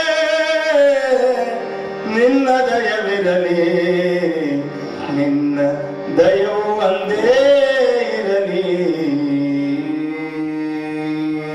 ಶಿವಚರಣ ಬಸವೇಶ್ವರ ಮಹಾರಾಜ ಕಿ ಈ ಯಾವ ಪ್ರಕಾರವಾಗಿರುವಂತಹ ಭಸ್ಮದ ಮಹಿಮೆಯನ್ನ ಶರಣಬಸವ ತಿಳಿದುಕೊಂಡು ಬಹಳ ಜಾಗೃತನಾಗ್ತಾ ಇದ್ದಾನೆ. ಅಷ್ಟಾವರಣದೊಳಗೆ ಭಸ್ಮದ ಮಹಿಮೆಯನ್ನ ತಿಳಿಸಿ ಮುಂದೆ ಅಪ್ಪ ವೀರಶೈವ ಧರ್ಮದೊಳಗೆ ಶ್ರೇಷ್ಠವಾಗಿರುವಂಥದ್ದು ಕೊಳ್ಳಾಗೆ ಇರಬೇಕು ಇನ್ನೊಂದು ವಸ್ತು ಲಿಂಗದ ಜೊತೆಗೆ ಇರುತ್ತದದ್ದು. ಗುಡಿಗೆ ಕಳಸ ಹೇಗೆ ಶ್ರೇಷ್ಠನೋ ಲಿಂಗಯ್ಯ ಕೊಳ್ಳಾಗದಾನ ಅಂದ್ರ ಇನ್ನೊಂದು ವಸ್ತು ಯಾವುದು ಅಂದ್ರ ರುದ್ರಾಕ್ಷಿ ಅನ್ನುವಂತ ವಸ್ತು ಏನೈತಲ್ಲ ಅದು ಒಂದು ಮಠ ಮಂದಿರವನ್ನ ಚಂದಾಗಿ ಕಟ್ಟಿ ಮ್ಯಾಲೆ ಕಳಸ ಇಟ್ಟಂಗೆ ವೀರಶೈವ ಧರ್ಮದವರು ಆ ರುದ್ರಾಕ್ಷಿ ಅನ್ನೋದೇನೈತಲ್ಲ ಶರಣಬಸವ ನೀನು ಧರಿಸಿಕೊಂಡು ಬೆಲೆ ಉಳ್ಳವನಾಗಬೇಕ, ನಾಡಿನೊಳಗೆ ಕೀರ್ತಿಶಾಲಿ ಆಗಬೇಕ. ಅದು ನಿನ್ನ ಉನ್ನತ ಶಿಖರಕ್ಕೆ ಒಯ್ತದ ಆ ರುದ್ರಾಕ್ಷಿಯ ಮಹಿಮೆ ಆಗದ ಸಾಮಾನ್ಯವಲ್ಲ. ರುದ್ರಾಕ್ಷಿ. ರುದ್ರ ಅಂದ್ರೆ ಶಿವ, ಅಕ್ಷಿ ಅಂದ್ರೆ ಕಣ್ಣು. ಶಿವನ ಕಣ್ಣಿನಿಂದ ಉದಿಸಿರುವಂತಹ ಯಾವ ರುದ್ರಾಕ್ಷಿ ಬೀಜಗಳದಾವ, ಬಿಡು ತಮ್ಮ ಸಂತ ಸ್ವಲ್ಪ.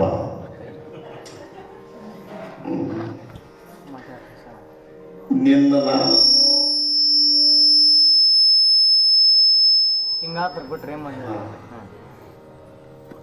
ಹಂಗ ಆಗದಂಗ ನೋಡ್ಕೊರಪ್ಪ. ನಿನ್ನ ನಾ ಯಾಕೆ ನೋಡ್ತೀನಿ ಅಂದ್ರೆ, ನನಗೂ ನಿನಗೂ 21 ದಿನ ನಾವಿಬ್ರು ಗಂಡ ಹೆಂಡತಿ ಇದ್ದಂಗೆ. ಆಯ್ಯಪ್ಪ ಸಿಟ್ಟಾಗ್ಬೇಡ. ಈಗ ಹೊಟ್ಟೆ ಸೋಡು ಬಂದ ಗಂಡ ಬಂದವನ ಏನ್ ನೋಡ್ತಾನವ, ಅಡಿಗೆ ಮನೆಗೆ ಹೋಗಿ ನೋಡೋದಿಲ್ಲ. ಮೊದಲು ನನ್ನ ಹೆಂಡತಿಯಲ್ಲಿ ಹೋಗ್ಯಾಳ, ಏನ ಎಲ್ಲಿದ್ದೀನಿ ಅಂತಾನೋ, ಹೊಟ್ಟೆ ಸೋಡು ಬಂದಿರ್ತಾನ, ಬಹಳ ಗರ್ಜನೆ ಅವನು.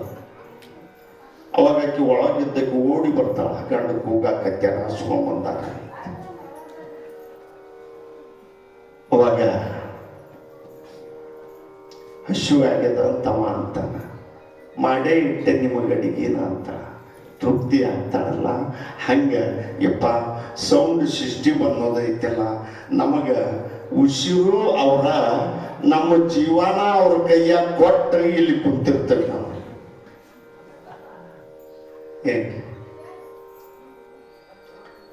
ಆದರೂ ಪರವಾಗಿಲ್ಲ, ನಮ್ಮ ಆಶ್ರಮದಲ್ಲೇ 4 ಅವನು ಇದ್ದು ವಿದ್ಯಾಭ್ಯಾಸವನ್ನು ಮಾಡಿ ಬಂದಿದ್ದಾನೆ. ಅವನು ನಮ್ಮ ಬಳಗದವನೇ. ಸಿದ್ಧಾರ್ಥ ಹೆಸರು ಎಷ್ಟು ಚಂದದ.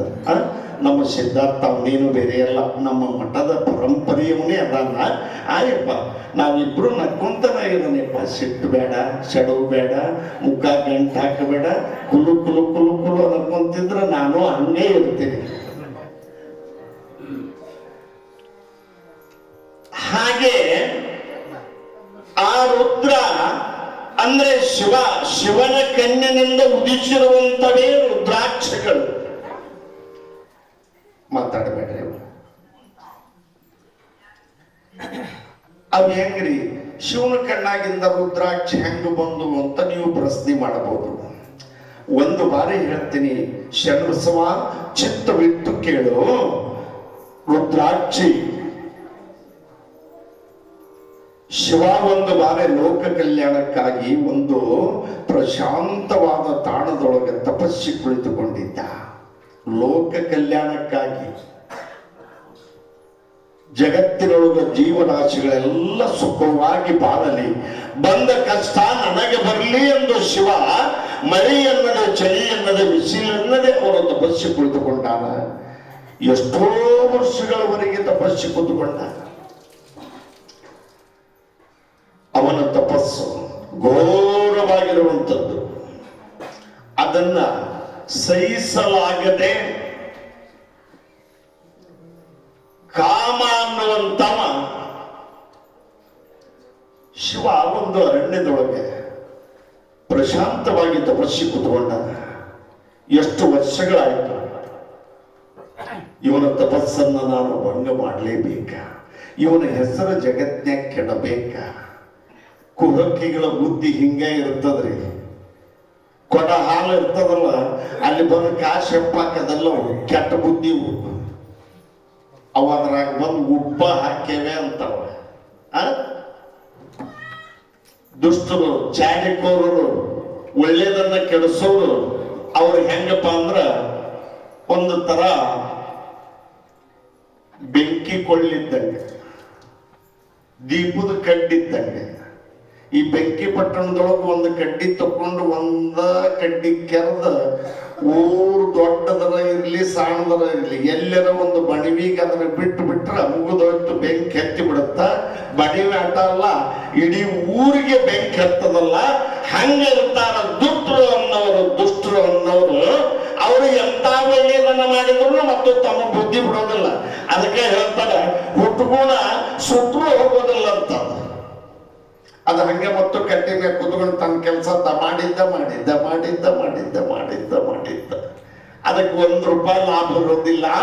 ಹೀಗೆ ಕಾಮನಾಗಿರುವಂತರು ಶಿವನ ತಪಸ್ಸನ್ನ ಭಂಗ ಮಾಡಬೇಕೆಂದು ಮಂಚ ಹಾಕಿ ನನ್ನಿಂದ ಆಗೋದಿಲ್ಲ, ಇದಕ್ಕ ಒಂದು ದಾರಿ ಮಾಡಬೇಕಂದ ಅವ ಕಾಮ ಏನು ಮಾಡ್ತಾನ, ಅತೀ ಸುಂದರವಾಗಿರುವಂತವರು ರೂಪವತಿ ಯೌವನವತಿ ಮೋಹಿನಿ ಹತ್ರ ಬರ್ತಾನ. ಮೋಹಿನಿ ಅಂದ್ರ ಎಂತ ಅತೀರಥ ಮಹಾರಥರನ್ನ ತನ್ನ ಬುಟ್ಟ್ಯಾಗ ಹಾಕೊಂಡಂತ ಕೆಕಿ. ರಾಜವಾಣಿಯೊಳಗ ಭರತನಾಟ್ಯವನ್ನ ಮಾಡಿಬಿಟ್ರೆ ಅವಳ ರೂಪ ಲಾವಣ್ಯಕ್ಕ ಮೆಚ್ಚಿ ಎಷ್ಟೋ ರಾಜರು ಸೋತು ಹೋಗಿದಾರ. ಅಂತ ಮೋಹಿನಿ ಹತ್ರ ಬಂದು ಕಾಮ ಹೇಳ್ತಾರ, ನೋಡು ನಿನಗೆ ಬೇಕಾದಷ್ಟು ನಾನು ಸಂಪತ್ತು ಕೊಡ್ತೀನಿ, ಆದರೆ ಶಿವ ಇಂಥ ಜಾಗದೊಳಗೆ ಕೂತ್ಕೊಂಡಾನ ತಪಸ್ಸಿಗೆ. ಅವನ ಮುಂದೆ ಹೋಗಿ ನೀನು ಮಡಿ ಪಿತಾಂಬರವನ್ನು ಉಟ್ಟುಕೊಂಡು ದಾಗಿನ ಹಾಕೊಂಡು ಕಾಲಲ್ಲಿ ಗೆಜ್ಜೆ ಕಟ್ಟುಕೊಂಡು ಒಳಪು ಈ ಆನದೊಳಗೆ ಭರತನಾಟ್ಯವನ್ನ ಮಾಡು, ನಿನ್ನ ಮೋಹಕ್ಕ ಒಳಗಾಗಿ ಕಣ್ಣು ತೆಗಿದ್ಯಾವ, ಅವನ ತಪಸ್ಸು ಕೆಟ್ಟು ಹೋಗುತ್ತದ ಅಂದ. ಮೋಹಿನಿ ಸಜ್ಜ ಏನೆಲ್ಲ ಶೃಂಗಾರ ಮಾಡ್ಕೋಬೇಕು ಮಾಡಿಕೊಂಡಾಳ. ಕಾಲಲ್ಲಿ ಗೆಜ್ಜೆ ಕಟ್ಕೊಂಡು ಸೀದಾ ಗೆಜ್ಜೆ ನಾದದೊಂದಿಗೆ ಅರಣ್ಯಕ್ಕೆ ಬಂದು ಶಿವನ ಮುಂದೆ ಬಂದು ನಿಂತುಕೊಂಡು ಭರತನಾಟ್ಯವನ್ನ ಮಾಡುತ್ತಾ ಇದ್ದಾಳೆ. 1 ತಾಸು 2 ತಾಸು 3 4 5 6 ತಾಸುಗಳ ಪರ್ಯಂತರ ಬಿಡದಂಗ ಚಾಚೂ ತಪ್ಪದೆ ತಡ ಮಾಡದಲೆ ಅವರು ನಾಟ್ಯವನ್ನ ಮಾಡಿದ್ರು. ಏನು ಮಾಡಿದ್ರು ಶಿವ ಕಣ್ಣು ತೆಗಿಲಿಲ್ಲ. ಹಿಂಗೆ ಕುಂತವ, ಹಿಂಗೇ ಕುಂತಾನ. ಶಿವನಿಗೆ ಅರಿಯದ್ದು ಯಾವುದದ? ಮೂಢ ಮನುಜರಿಗೇನು ಗೊತ್ತು ಆ ಶಿವನ ಸದನ. ಅವಾಗ ಸೋತು ಸೋತು ಸೋತು ನಿಂತುಕೊಂಡು ಕಾಮನಿಗೆ ಮಾತು ಕೊಟ್ಟೀನಿ, ಇವನು ಹೆಂಗ ಮಾಡಿ ನಾನು ಭಂಗ ಮಾಡ್ಬೇಕ, ಇನ್ನೊಂದು ಉಪಾಯ ಮಾಡೋಣ. ದೂರ ನಿಂತ ನಟನೆ ಮಾಡೀನಿ, ಸಮೀಪ ಹೋಗೋಣ ಅಂದ ನಟನೆ ಮಾಡ್ತಾ ಮಾಡ್ತಾ ಮಾಡ್ತಾ ಮಾಡ್ತಾ ಶಿವನ ಹತ್ತಿರ ಬರ್ತಾಳ.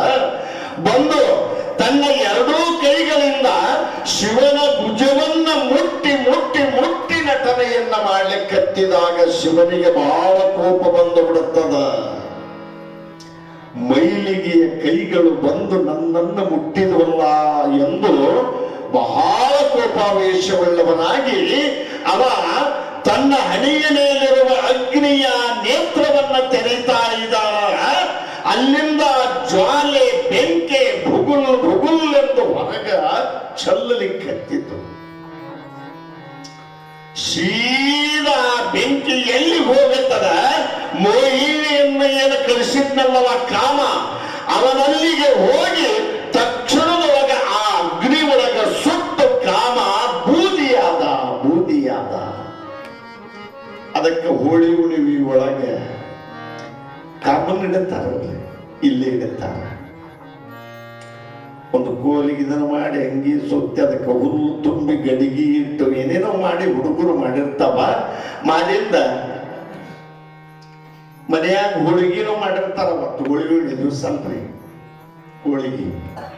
ಹೋಳಿಗೆ ಮಾಡಿರ್ತಾರ. ಆ ಕಾಮನಿಗೆ ಒಯ್ದು ಯಾರ ಇಡಿ ಹಿಡ್ದ, ಯಾರ್ಯಾರು ಇಡಿ ಮಾಡಿಲ್ಲ. ಯಾಕೆ ಹೋಳಿಗೆ ಮಾಡಿರ್ತಾರ ಅಂದ್ರ, ಶಿವನಿಗೆ ಎದುರಾಗಿ ನಿಂತಿರುವಂತವ ಅವನನ್ನ ಬೆಳಿಗ್ಗೆ ಹುಣ್ಣಿಮೆ ದಿನ ಬೆಳಗಿನ ಜಾವ ಮಂದಿ ಹೇಳೋದ್ರೊಳಗ ಅವನ್ನ ಸುಡ್ತಾರ. ಸುಟ್ಟು ಬಂದ ಮ್ಯಾಗ ನಾವೆಲ್ಲರೂ ಖುಷಿಯಿಂದ ಹೋಳಿಗೆ ಉಣ್ಣೋಣ ಅಂದ ಅವತ್ತು ಹೋಳಿಗೆ ಮಾಡಿರ್ತಾರ. ಹೌದಲ್ರಿ? ಸುಟ್ಟು ಬೂದಿಯಾದ ಆ ಅಗ್ನಿ ನೇತ್ರವನ್ನ ತೆರೆದ ಜ್ವಾಲಿ ಒಳಗ ಕೆಳಗೆ 2 ಕಣ್ಣಿದ್ವಲ್ಲ ಶಿವನಿಗೆ. ಆ ಕಣ್ಣುಗಳು ಯಾವುವು ಅಂದ್ರ ಸೂರ್ಯ ಚಂದ್ರ 2 ಕಣ್ಣುಗಳು ಶಿವನಿಗೆ ಕೆಳಗಿರೋ.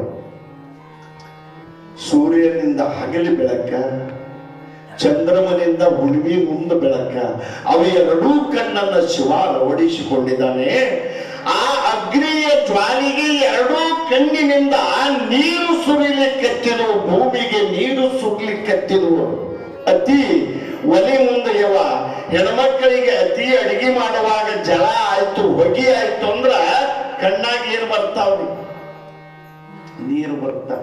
ಹಂಗ ಆ ಶಿವನ ಒಂದು ಆ ಕೋಪದ ಜ್ವಾಲೆಗೆ ಎರಡೂ ಕಣ್ಣಿನಿಂದ ನೀರು ಹನಿಗಳು ಬಿದ್ದಾಗ ಆ ನೀರು ಹನಿಗಳಾಗಿ ಉಳಿಯಲಿಲ್ಲ. ಶಿವನ ಕಣ್ಣೀರು ಭೂಮಿಗೆ ಬಿದ್ದಾಗ ಗಂಗಾ ಯಮುನಾ ಎಂಬ ಎರಡು ನದಿಗಳಾಗಿ ಇವತ್ತಿಗೂ ಹರಿತಾ ಇದ್ದಾವ. ಗಂಗಾ ಯಮುನಾ ಎಂಬ ನದಿಗಳು ಇವತ್ತಿಗೂ ಅದಾವ. ಅವು ಶಿವನ ಕಣ್ಣೀರಿನಿಂದ ಭೂಮಿ ಮೇಲೆ ಉದಿಸಿರುವಂತ ಎರಡು ನದಿಗಳು. ಆ ನದಿಯ ದಡದೊಳಗ ಏನು ಉದ್ಭವಗೊಳ್ತಾ ಇದ್ದಾವ? ರುದ್ರಾಕ್ಷಿಯ ಗಿಡಗಳು ಹುಟ್ಟಿದಾವ. ಆ ರುದ್ರಾಕ್ಷಿ ಗಿಡಗಳು ಹುಟ್ಟಿ ಅವೆಲ್ಲ ಬೀಜಗಳಾಕ್ಕಾವ. ಇವೇ ರುದ್ರಾಕ್ಷಿ ಅನ್ನೋದು ಯಾರಿಗ್ ಗೊತ್ತು? ಅದನ್ನು ಗೊತ್ತುಪಡಿಸುವುದಕ್ಕಾಗಿ ಶಿವ ಅಲ್ಲಿ ಒಂದು ವಸ್ತುವನ್ನ ವಿಚಾರ ಮಾಡ್ತಾ ಇದ್ದಾನೆ. ರೇಣುಕಾಚಾರ್ಯರನ್ನ ಭೂಮಂಡಲಕ್ಕೆ ಕಳಿಸ್ತಾನ ಶಿವ. ಅವರು ಸೀದಾ ಈ ಭೂಮಂಡಲದೊಳಗೆ ಎಲ್ಲಿಗೆ ಬರ್ತಾರಂದ್ರೆ ಕೊಲ್ಲಿಪಾಕಿ ಸೋಮೇಶ್ವರ ಲಿಂಗದ ಒಂದು ದೇವಾಲಯದ ಒಳಗೆ ಹೋಗಿ ಪೂಜೆಯನ್ನ ಮಾಡುವಂತ ಆ ಬ್ರಾಹ್ಮಣ ಅಲ್ಲಿ ಇದ್ದ ಅರ್ಚಕ ಪೂಜೆ ಎಲ್ಲ ಮುಗಿದ ಮೇಲೆ ಸೋಮೇಶ್ವರ ಆ ಕಲ್ಲು ಲಿಂಗದೊಳಗೆ ರೇಣುಕಾಚಾರ್ಯರು ರುದ್ರಾಕ್ಷಿ ಮಾಲೆಯನ್ನ ಹಿಡಿದುಕೊಂಡು ಉದ್ಭವಗೊಂಡಿದ್ದಾರೆ. ಜಗತ್ತಿಗೆ ಗೊತ್ತಾಗಬೇಕಲ್ಲ ರುದ್ರಾಕ್ಷಿ ಅಂದ್ರೆ ಏನನ್ನೋದು. ಇವು ರುದ್ರಾಕ್ಷಿ ಅನ್ನೋದೇ ಗೊತ್ತಾಗಬೇಕು. ಅವಾಗ ರೇಣುಕಾಚಾರ್ಯರು ಆ ಕಲ್ಲು ಶಿವಲಿಂಗದೊಳಗೆ ಉದ್ಭವ ಆಗಿಂದ ಬ್ರಾಹ್ಮಣ ಪೂಜಾರಿ ನಮಸ್ಕಾರ ಮಾಡಿದ. ಯಪ್ಪ ಗುರುವೇ, ಶಿವಲಿಂಗದೊಳಗೆ ನೀನು ಉದ್ಭವಗೊಂಡಿ ಅಂದ್ರ ಪರಶಿವನ ಅವತಾರಿ ನೀನು. ಏನಿಲ್ಲ, ನೀನು ಅರ್ಚಕನಾಗಿದ್ದೀಯಲ್ಲ, ಮೊಟ್ಟ ಮೊದಲು ನಿನ್ನ ಕೊಳ್ಳಾಗ ಜನಿವಾರ ಅದ. ಜನಿವಾರದ ಜೊತೆಗೆ ಈ ರುದ್ರಾಕ್ಷಿ ಮಾಲೆಯನ್ನ ಧರಿಸಿಕೊಂಡು ನಾಳೆಯಿಂದ ಈ ಸೋಮೇಶ್ವರ ಲಿಂಗವನ್ನು ಪೂಜೆ ಮಾಡು. ಏನಪ್ಪ, ಇದು ಬಹಳ ಗಟ್ಟಿಯಾಗಿರುವಂಥದ್ದು ರುದ್ರಾಕ್ಷಿ ಅಂತ ಹೇಳಿದ್ದ. ಆ ಸೋಮೇಶ್ವರ ಲಿಂಗದೊಳಗೆ ಉದ್ಭವಿಸಿದಂತ ರೇಣುಕಾಚಾರ್ಯರು ಕೂಡ ಅವ ರುದ್ರಾಕ್ಷಿ ಧಾರಣ ಮಾಡಿಕೊಂಡು ಈ ರುದ್ರಾಕ್ಷಿಯನ್ನ ನೀನು ಧರಿಸಿದ ಮೇಲೆ ಬಂದವರಿಗೆಲ್ಲ ಭಕ್ತರಿಗೆ ಒಂದೊಂದಾಗಿ ನೀನು ಕಟ್ಟು ಜಗತ್ತಿನ ತುಂಬೆಲ್ಲ ರುದ್ರಾಕ್ಷಿ ಅನ್ನುವುದು ಪಸರಿಸಬೇಕ ಅನ್ನುವ ಮಾತು ಅಲ್ಲಿ ಬಂದದ. ಶರಣಬಸವ ಅಲ್ಲಿ ಬಂದದ.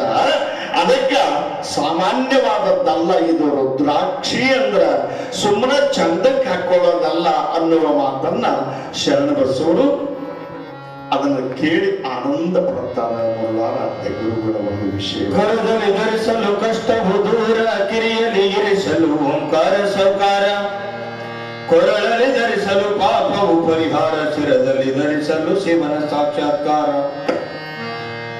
ರುದ್ರನ ನೇತ್ರದಿ ಜನಿಸಿದ ಈ ರುದ್ರಾಕ್ಷಿ, ಕ್ಷುದ್ರ ಚೀಲಗಳ ಬಿಡಿಸುವ ಈ ಕಾಲದಲ್ಲಿ ರುದ್ರಾಕ್ಷಿ. ರುದ್ರನ ನೇತ್ರದಿ ಜನಿಸಿದ ಈ ರುದ್ರಾಕ್ಷಿ, ಕ್ಷುದ್ರ ಚೀಲಗಳ ಬಿಡಿಸುವ ಈ ಕಾಲದಲ್ಲಿ, ತ್ರಿಪುರಾಸುರ ಸಂಹಾರ ಕಾಲದಲ್ಲಿ, ತ್ರಿಪುರಾಸುರ ಸಂಹಾರ ಕಾಲದಲ್ಲಿ ಕಣ್ಣೀರ ಹನಿಗಳಿಂದ ಉದಯಿಸಿದ ರುದ್ರಾಕ್ಷಿ, ಕಣ್ಣೀರ ಹನಿಗಳಿಂದ ಉದಯಿಸಿದ ರುದ್ರಾಕ್ಷಿ. ರುದ್ರನ ನೇತ್ರದಿ ಜನಿಸಿದ ಈ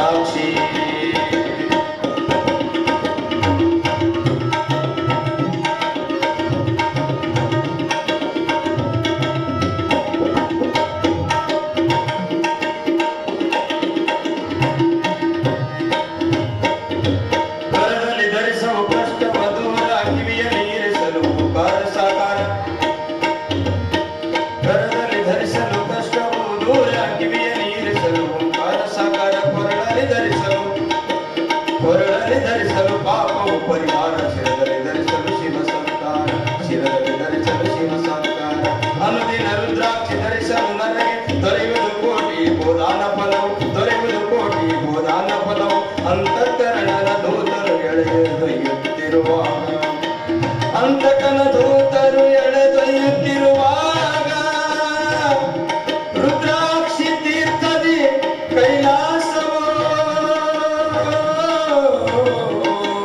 ರುದ್ರಾಕ್ಷಿ ತೀರ್ಥದಿ ಕೈಲಾಸವೋ ಕೈಲಾಸವೋ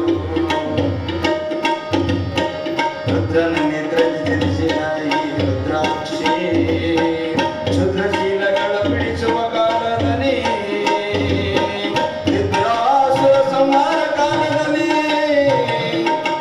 ಕಣ್ಣೀರ ಹನಿಗಳಿಂದ ಉದಯಿಸಿದ ರುದ್ರಾಕ್ಷಿ ಕಣ್ಣೀರ ಹನಿಗಳಿಂದ ಈ ರುದ್ರಾಕ್ಷಿ ಕಣ್ಣೀರ ಹನಿಗಳಿಂದ ಉದಯಿಸಿದ ರುದ್ರಾಕ್ಷಿ ರುದ್ರಾಕ್ಷಿ ರುದ್ರಾಕ್ಷಿ ರುದ್ರಾಕ್ಷಿ ರುದ್ರಾಕ್ಷಿ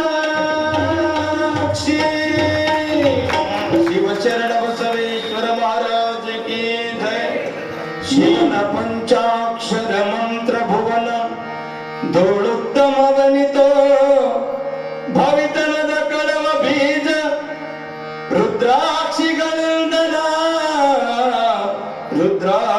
ರುದ್ರಾಕ್ಷಿಗಳಿಂದನ ರೂಢಿಯಲಿಗೆ ಆರೂಢ ನೆನೆಸಿ ಸಿದ್ಧರುಳುತ್ತಮ ಸಿದ್ಧಾರೂಢ ನುಡಿದು ಪಂಚಾಕ್ಷರವ ಸಾಧಿಸಿ ನಿನ್ನತಿ ಬೇಗ ರುದ್ರ ನಿರ್ಣಯ ಜಪಕುತ್ತಮೋ ಕಡತನಕ ಪಾಲಿಪುದು ಈ ಭಕ್ತಿಯ ಹದನವೆನಿಸಲಿ ನಿನ್ನ ನಾಮವು ಎನ್ನ ನಾಲಿಗೆಗೆ ಎನ್ನ ನಾಲಿಗೆಗೆ ಶಿವಶರಣ ಬಸವೇಶ್ವರ ಮಹಾರಾಜಿಗೆ ಈ ಯಾವ ಪ್ರಕಾರವಾಗಿರುವಂತ ಶರಣಬಸವನಿಗೆ ಅಪ್ಪ ರುದ್ರಾಕ್ಷಿ ಮಹಿಮೆಯಿಂದ ನೀನು ತಿಳಿದುಕೊಂಡೆ ಅಷ್ಟಾವರಣದೊಳಗೆ ಗುರು ಅಂದ್ರೇನು ಲಿಂಗ ಅಂದ್ರೇನು ಜಂಗಮ ಅಂದ್ರೇನು ಪಾದೋದಕ ಅಂದ್ರೇನು ಪ್ರಸಾದ ಅಂದ್ರೇನು ವಿಭೂತಿ ಅಂದ್ರೇನು ರುದ್ರಾಕ್ಷಿ ಅಂದ್ರೇನು ಕೊನೆಯದಾಗಿ ಮಂತ್ರ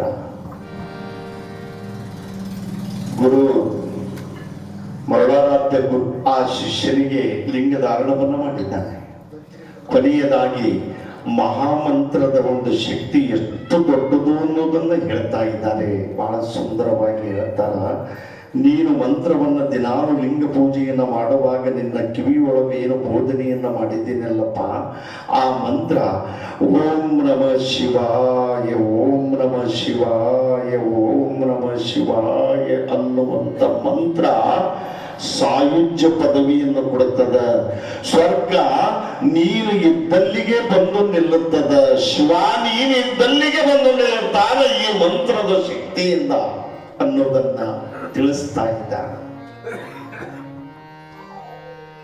ನೋಡು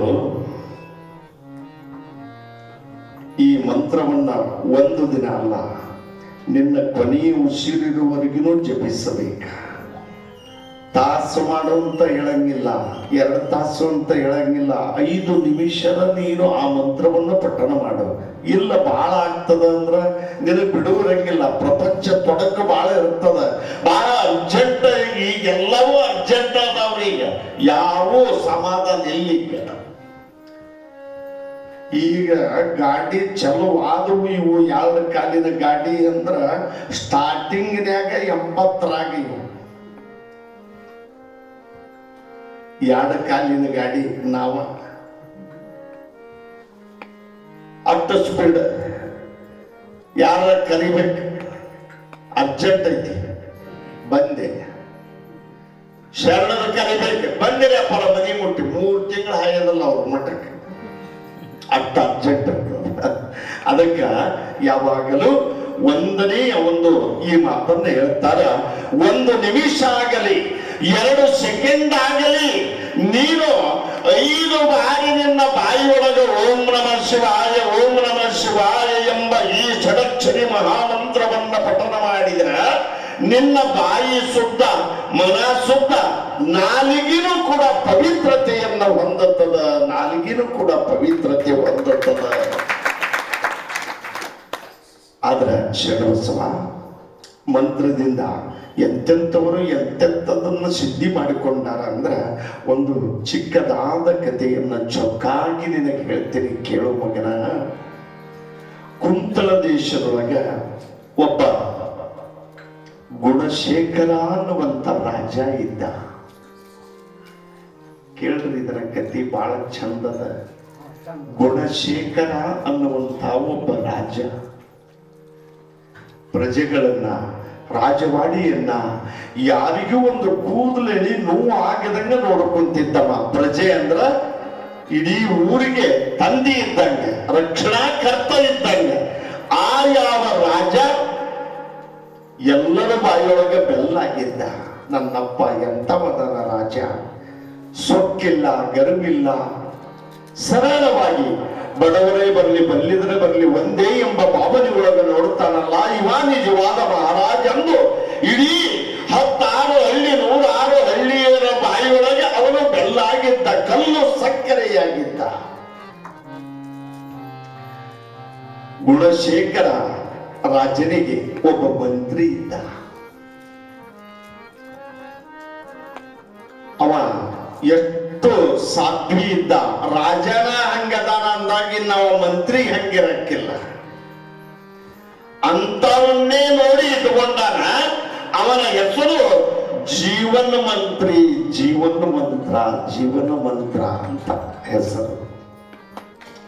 ಅವ ನೋಡ್ರಿ, ರಾಜನ ಮೈ ಮೇಲೆ ಒಂದು ನೊಣ ಕುಂತ್ರ ಅದನ್ನು ಬಾಳ ಹೊತ್ತು ಬಿಡುತ್ತಿದ್ದಿಲ್ಲ, ಅಷ್ಟು ರಕ್ಷಣೆ ಮಾಡ್ತಿದ್ದ. ಮಂತ್ರಿ ಕೆಲಸ ಅದು. ಗುರುವಿನ ಬಳಿ ಒಬ್ಬ ಶಿಷ್ಯ ಇರ್ತಾನ. ಗುರುವಿಗೆ ಏನು ನೋವು ಆಗಬಾರದೆಂದು ಶಿಷ್ಯ ಕಾಪಾಡ್ತಾನ. ರಾಜನನ್ನ ಕಾಪಾಡುವ ಭಾರ ಮಂತ್ರಿಗಿರ್ತದ. ಹೌದಲ್ಲ? ಹಾಗೇ ನೋಡಿಕೊಂಡಿದ್ದ. ಒಂದು ದಿನ ರಾಜ ಹೇಳ್ತಾನೆ, ಜೀವನ ಮಂತ್ರಿ ಕರೆದು, ಮಂತ್ರಿವರ್ಯ, ಇಡೀ ಊರ ಮಲಗಿದ ಮ್ಯಾಗ ನೀನು ಊರು ಸುತ್ತೆಲ್ಲ ಒಂದು ಓಣಿ ಬಿಡದಂಗ ಓಡಾಡಿ ಬರ್ಬೇಕ. ಎಲ್ಲಿ ಯಾರಿಗೂ ಕಷ್ಟ ಆಗಬಾರ್ದು. ಎಲ್ಲಿ ಕಷ್ಟ ಐತಿ, ಎಲ್ಲಿ ಸುಖ ಐತಿ, ಎಲ್ಲಿ ನೆಮ್ಮದಿ ಐತಿ, ಅದನ್ನೆಲ್ಲ ನೀ ಶೋಧ ಮಾಡಿಕೊಂಡು ಬಂದ ನನಗೆ ಬೇಕೆಯ ಉತ್ತರವನ್ನ ಕೊಡಬೇಕಂತ ಆ ಜೀವನ ಮಂತ್ರಿಗೆ ಹೇಳಿದ ರಾಜ. ಹಿಂಗೇ ಅವ ರಾತ್ರಿ ಎಲ್ಲ ದೊಡ್ಡ ಊರು, ದೊಡ್ಡ ಪ್ರಾಂತ, ರಾಜವಾಡಿ ಇದ್ದ ಊರು. ಬಹಳ ಹೊತ್ತು ಬೆಳತನ ಒಂದು ಒಳಿ ಬಿಡದಂಗ ರಾಜಾಜ್ಞೆಯನ್ನ ಪಾಲಿಸುವಂತವ ಜೀವನ ಮಂತ್ರಿ ಎನ್ನುವಂತವ ಓಡಾಡಿ ಬೆಳಗಿನ 4 ಗಂಟೆ ಜಾವಕ್ಕ ಕೊನೆಯದಾಗಿ ಒಂದು ಒಳಿಯಲ್ಲಿ ಹಾಯ್ದು ಅವನು ರಾಜವಾಡಿಗೆ ಬರುವಾಗ ಅಲ್ಲಿ ಮಾಧವ ಚತುರ್ಥಿಯರು ಅಂತ ತಿಳಿದುಕೊಂಡು, ಮಾಧವ ಅಂದ್ರ ಶಿವ, ಶಿವನ ಸೇವಕರಾಗಿರುವಂತ ದೇವಾನುದೇವತೆಗಳು 4 ಮಂದಿ 4 ಗಂಟೆಗೆ ದೇವತಾ ಸಂಚಾರ ಹೇಳ್ತಾರೆ. 4 ಗಂಟೆಗೆ ಆ 4 ಮಂದಿ ದೇವಾನುದೇವತೆಗಳು ಭೂಲೋಕದೊಳಗೆ ಆ ಊರೊಳಗನೆ ಆ ಜೀವನ ಮಂತ್ರಿ ಬರುವ ಮಾರ್ಗದೊಳಗೆ ಒಂದು ಭಾಗದಲ್ಲಿ ಕುಳಿತುಕೊಂಡು ಆ 4 ಮಂದಿ ದೇವತೆಗಳು ಚೀರಿ ಹಳ್ಳಿ ಕತ್ತಿದಾರ, ದುಃಖ ಮಾಡ್ತಾ ಇದ್ದಾರ. ಒಂದು ತಾಸುಗಳ ಪರ್ಯಂತ ಅವರು ಕತ್ತಿದಾರ. ಆ ಧ್ವನಿ ಜೀವನ್ ಮಂತ್ರಿಗೆ ಕೇಳಿತು. ಇಲ್ಲಿವರೆಗೂ ಊರು ಸುತ್ತಲಿದ ಯಾವ ಶಬ್ದನೂ ನನ್ನ ಕಿವಿಗೆ ಬಿದ್ದಿಲ್ಲ. ಇಲ್ಲಿ ಕೊನೆಯದಾಗ ಈ ಒಳಿ ಒಳಗ ಎಲ್ಲೋ ಒಂದು ಹುಲಿ ಒಳಗ ಅಳುವಂತ ಧ್ವನಿ ನನಗೆ ಬಂದು ಹೋಗುತ್ತದಲ್ಲ ಅಂದು ಓಡೋಡಿ ಅಲ್ಲಿಗೆ ಬಂದ. ಆ ದೇವತೆಗಳನ್ನು ನೋಡಿ ಕೈ ಮುಗಿದ. ತಾಯಿಗಳ ನಿಮಗೇನು ದುಃಖ ಆಗ್ಯದ, ಏನು ಕಷ್ಟ ಆಗ್ಯದ ಹೇಳ್ರಿ. ಅದನ್ನೆಲ್ಲ ಪಾರ ಮಾಡೋದಕ್ಕಾಗಿ ದೇವರಿಗಿಂತ ಹೆಚ್ಚಾಗಿರುವಂತ ನನ್ನ ಒಡೆಯ ಆ ಯಾವ ಗುಣಶೇಖರ ರಾಜಾದಾನ ಯಾಕಲಾಕತ್ತೀರಿ? ಅವಾಗ ಆ ದೇವತೆಗಳು ಆ ಮಂತ್ರಿ ಹೇಳ್ತಾರೆ, ನೋಡಪ್ಪ, ನಾವು ನರಮಾನವರಲ್ಲ, ಕೈಲಾಸದಿಂದ ಶಿವನ ಸದರಿನಿಂದ ಬಂದಿರುವಂತ ದೇವಾನುದೇವತೆಗಳು ನಿನಗಷ್ಟೇ ಕೇಳುವಂಗ ಹೇಳ್ತೀವಿ. ಇದು ಜಾಗ್ರತ. ಯಾಕೆ ನಮಗೆ ದುಃಖ ಆಗ್ಯದ ಅಂದ್ರ, ನಿನ್ನ ರಾಜ ಬಹಳ ಒಳ್ಳೆಯವದಾನ, ಪರೋಪಕಾರಿ ಅದಾನ, ಇನ್ನೊಬ್ಬರಿಗೆ ಕೆಟ್ಟದ್ದನ್ನ ಮಾಡಂಗಿಲ್ಲ, ಹಿತವನ್ನ ಬಯಸ್ತಾನಂದ್ರ ಅವನೇ ಶಿವ ಇದ್ದಂಗ ಈ ಭಾಗಕ್ಕ, ಅವನೇ ತಂದೆ ತಾಯಿ ಇದ್ದಂಗ. ಅವನ್ನ ಇಲ್ಲಿವರೆಗೂ ನಾವು ಕಾಪಾಡಿಕೊಂಡು ಬಂದೇವೆ ಅಂತಾರ ಆ ದೇವತೆಗಳು.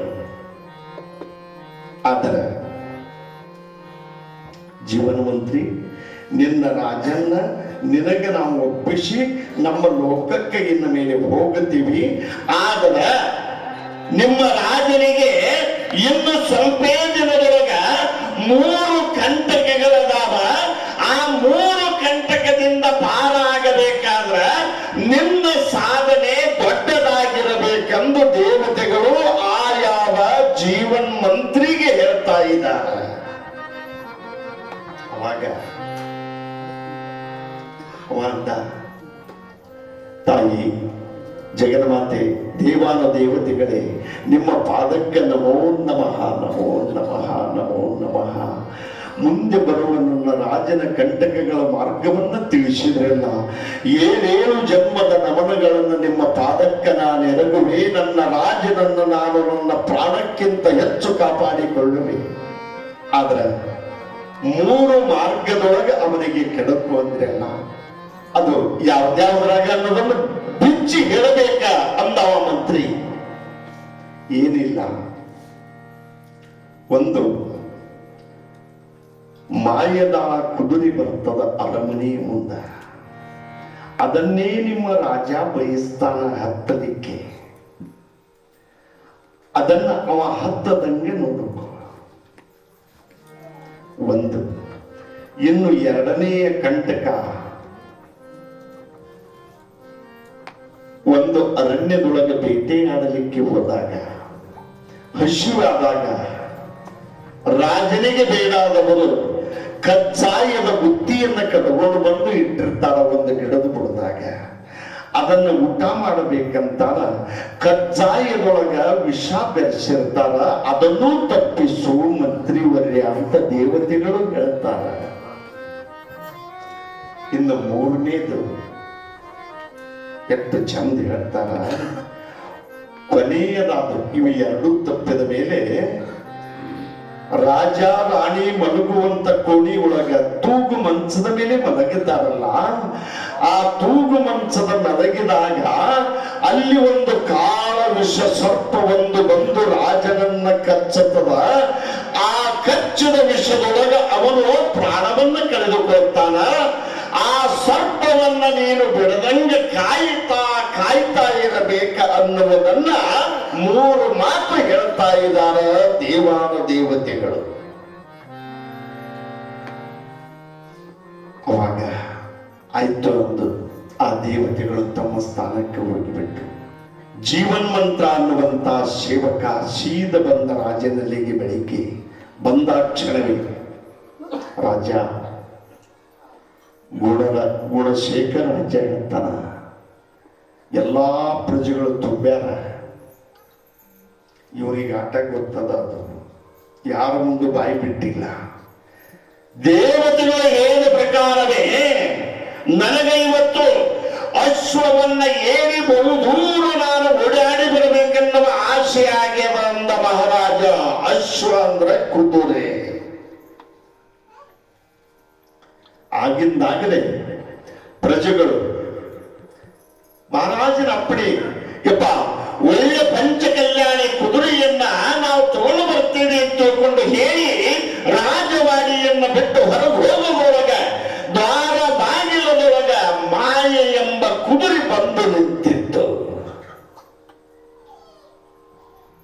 ಈ ಪ್ರಜೆಗಳು ನೋಡಿದ್ರು, ಬಯಸಿದ್ದು ರಾಜ ಕುದುರೆ ಬಂದು ನಿಂತದಲ್ಲ ಅಂದವರೇ ಓಡಿ ಒಳಗೋಗಿ, ಮಹಾರಾಜರೇ ಯಾರೂ ತಂದಿಲ್ಲ, ಯಾರೂ ಕೊಟ್ಟಿಲ್ಲ, ನಿಮ್ಮ ಆಶೆಗೆ ಒಳಗಾಗಿ ಒಂದು ಕುದುರೆ ಬಂದು ನಿಂತದ, ಅದನ್ನು ಏರಬಹುದು, ಬಹಳ ಸುಂದರವಾಗ್ಯದ, ಬಹಳ ಸುಂದರವಾಗ್ಯದ. ಮಾಯೆ ಅನ್ನುವ ಕುದುರೆ ಸೀದ ಬಂದ ರಾಜ ಬಂದು ಅದರ ಮೈ ಮೇಲೆಲ್ಲ ಕೈಯಾಡಿಸಿದ, ಬಹಳ ನುಣ್ಣಗಾದ ದತ್ತಪುಷ್ಟಾಗಿರುವಂತ ಬಹಳ ಎತ್ತರವುಳ್ಳ ಆ ಯಾವ ಕುದುರೆಯನ್ನು ನೋಡಿ ಬಹಳ ಆಸೆ ಆಯ್ತವ.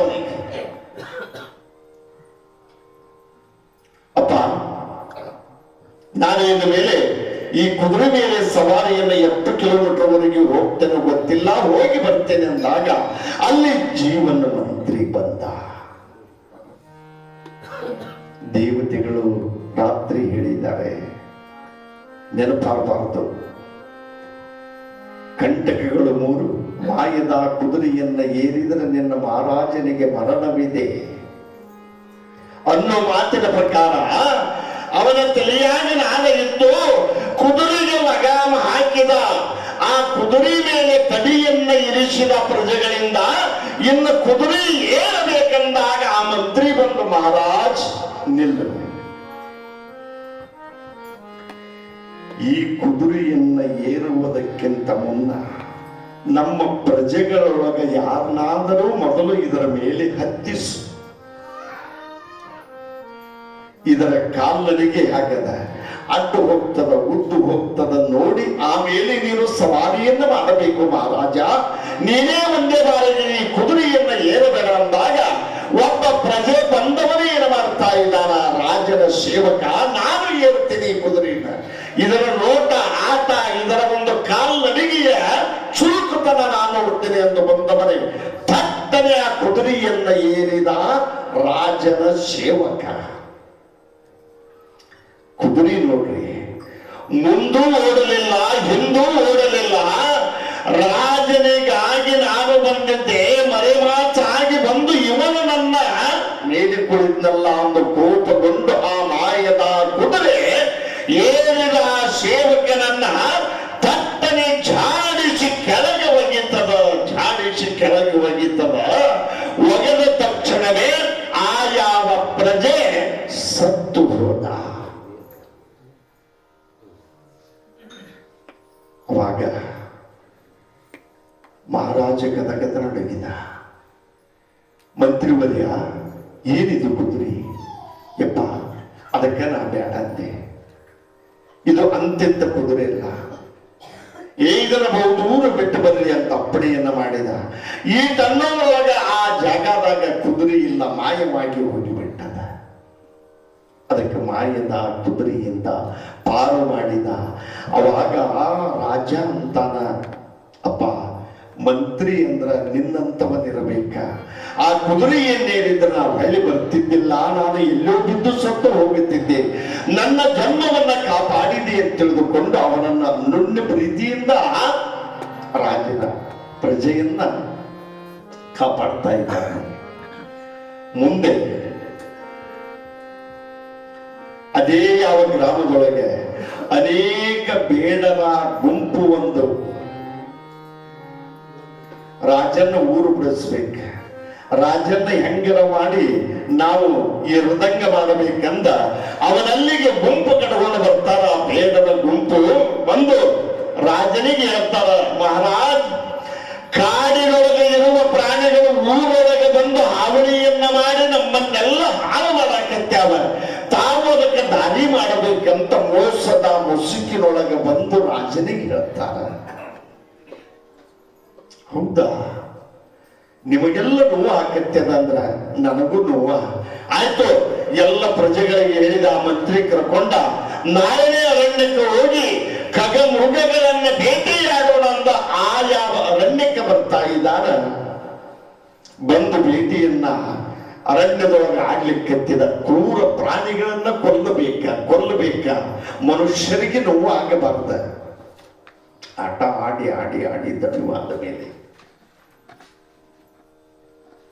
ಆ ಬೇಡರ ಗುಂಪು ಇತ್ತಲ್ಲ, ರಾಜ ನೆಲ್ಲಿಗೆ ಬಂದು ಸ್ವಲ್ಪ ಹೊತ್ತು ವಿಶ್ರಾಂತಿ ತಗೊಳ್ಳಕತ್ತಿದ. ಪಕ್ಕದಲ್ಲಿನೇ ಪ್ರಜೆ ಜೀವನ ಮಂತ್ರಿ, ಅವ ದೂರ ಸರಿತಿದ್ದಿಲ್ಲ, ಅವನ ಪಕ್ಕದಾಗೆ ಇರವ ರಾಜನ ಹತ್ರ. ಅಪ್ಪ ಮಂತ್ರಿವರ್ಯ, ಅರಣ್ಯದೊಳಗೆ ತಿರುಗಾಡಿ ನನಗೆ ಹಸು ಬಾಳ ಆಗ್ಯದ. ಏನಾದರೂ ಅರಮನೆಯಿಂದ ನೀನು ಊಟ ತಗೊಂಡು ಬರ್ಬೇಕಂದಾಗ ಆ ಬೇಡರ ಗುಂಪಾಟ್ಟು ದೂರ ಕುಂತಿತ್ತಲ್ಲ, ಮಾತಾಡ್ಕೊಂಡು ತಯಾರಿ ಮಾಡಿಕೊಂಡು ಆ ಬುದ್ಧಿ ಗಂಟಿನೊಳಗ ವಿಷ ಬೆರೆಸಿಕೊಂಡೇ ಬಂದಿದ್ದಾರೆ ಅವರು. ಅದನ್ನು ತೋಡು ಬಂದು ಆ ಒಬ್ಬ ಬೇಡ, ಯಪ್ಪ ರಾಜರೇ, ಈಗ ತಾನೇ ಬಿಸಿ ಅಡಿಗೆ ಮಾಡ್ಕೊಂಡು ಬಂದೇನೆ, ನಿಮಗೆ ದಣಿವಾಗುತ್ತದ ಹಸಿವಾಗುತ್ತದ ಅಂತ ತಿಳ್ಕೊಂಡು ತಗೊಳ್ರಿ. ಅವಾಗ ರಾಜ ಆ ಗಂಟು ಬಿಚ್ಚಿದ, ಹಸು ಬಹಳ ಆಗ್ಯದ, ದಡ ದಡ ಊಟ ಮಾಡಬೇಕಂದಾಗ ಜೀವನ ಮಂತ್ರಿ ಹೇಳ್ತಾನ, ಅಪ್ಪ ಮಹಾರಾಜ ಅದನ್ನು ನೋಡಬೇಡ, ಮೊದಲ ಆ ಅಡಿಗೆಯನ್ನ ಈ ಅರಣ್ಯದೊಳಗ ಯಾವುದಾದರೂ ಒಂದು ಪಕ್ಷಿಗೆ ಹಾಕಿ ಪಕ್ಷಿ ಪರೀಕ್ಷೆ ಮಾಡಿ ಊಟ ಮಾಡ್ರಿ ಅಂತ ಹೇಳಿದ. ದೇವತೆ ಹೇಳಿದ್ಲಲ್ಲ, ಕಜ್ಜಾಯದೊಳಗ ಮರಣವಿದೆ, ಬೇಡರು ಕಟ್ಕೊಂಡು ಬಂದ ರೊಟ್ಟಿ ಮುತ್ತಿನ ಗಂಟಿ ಒಳಗ ವಿಷಾದ, ಯಾಕ ಆ ಹಕ್ಕಿ ಪಕ್ಷಿಗಳು ಯಾಕೆ ಹಾಕಬೇಕಂದವ? ಎಲ್ಲ ಮುನಿವರ್ಯ ನನ್ನ ಮೇಲೆ ಮುಗಿಸಬೇಡ ಅಂದು ಅವನೇನು ಮಾಡ್ತಾನ, ಆ ಬುತ್ತಿ ಗಂಟಿರೊಳಗಿರುವಂತಹ ಒಂದಿಷ್ಟು ರೊಟ್ಟಿ ತುಣುಕು ಮುರಿದು ಬುತ್ತಿ ಮುರಿದು ಹಾರಿ ಬರುವ ಒಂದು ಕಾಗಿ ಅಲ್ಲಿಗೆ ಬರ್ತದೆ. ಆ ಕಾಗಿಗೆ ಚೆಲ್ಲಿದ, ಹಸಿದ ಕಾಗಿ ದಡ ದಡ ದಡ ಆ ಬುತ್ತಿಯನ್ನ ರೊಟ್ಟಿಯನ್ನ ತಿಂತದ. ತಿಂದು ಒಂದು 5 ನಿಮಿಷದೊಳಗೆ ಅಲ್ಲೇ ಒದ್ದಾಡಿ ಒದ್ದಾಡಿ ಒದ್ದಾಡಿ ಸತ್ತು ಹೋಗುತ್ತದೆ. ಕಾಗಿ ಸತ್ತು ಹೋಯಿತು. ಅವಾಗ ಮಂತ್ರಿಯವರಿಗೆ ಕೈ ಮುಗಿದ, ರಾಜ ಅಪ್ಪ, ಹೆತ್ತ ತಾಯಿಗಿಂತ ಹೆಚ್ಚು ನೀನು ನನ್ನ ರಕ್ಷಣೆ ಮಾಡಾಕತ್ತೀಯಲ್ಲ, ಮಾಯದ ಕುದುರೆಯಿಂದ ನನ್ನ ಪಾರ ಮಾಡಿದಿ, ವಿಷಬೆರೆದ ಬುತ್ತಿಯಿಂದ ನನ್ನ ಪಾರ ಮಾಡಿದಿ, ನಿನ್ನಂತ ಪ್ರಜೆಯನ್ನ ಯಾವ ಜನ್ಮದಲ್ಲಿ ನಾನು ಬಿಡದಂಗ ಪಡೆಯಬೇಕ ಅಂದಾಗ ಎಲ್ಲಾ ಬೇಡರು ದಿಕ್ಕಾಪಾಲಾಗಿ ಓಡಿ ಹೋಗಿಬಿಟ್ರು. ವಿಷವನ್ನ ಹಾಕಿದ್ರಲ್ಲ, ರಾಜ ನಮಗೇನಾದ್ರೂ ಶಿಕ್ಷೆ ಕೊಟ್ಟಗಿಟ್ಟಾನಂದು ದಿಕ್ಕು ಸಿಗದಂಗ ಓಡಿ ಹೋಗಿಬಿಟ್ರು. ಆಯ್ತು, ರಾಜನ ಕರ್ಕೊಂಡು ಅರಮನೆಗೆ ಬಂದ.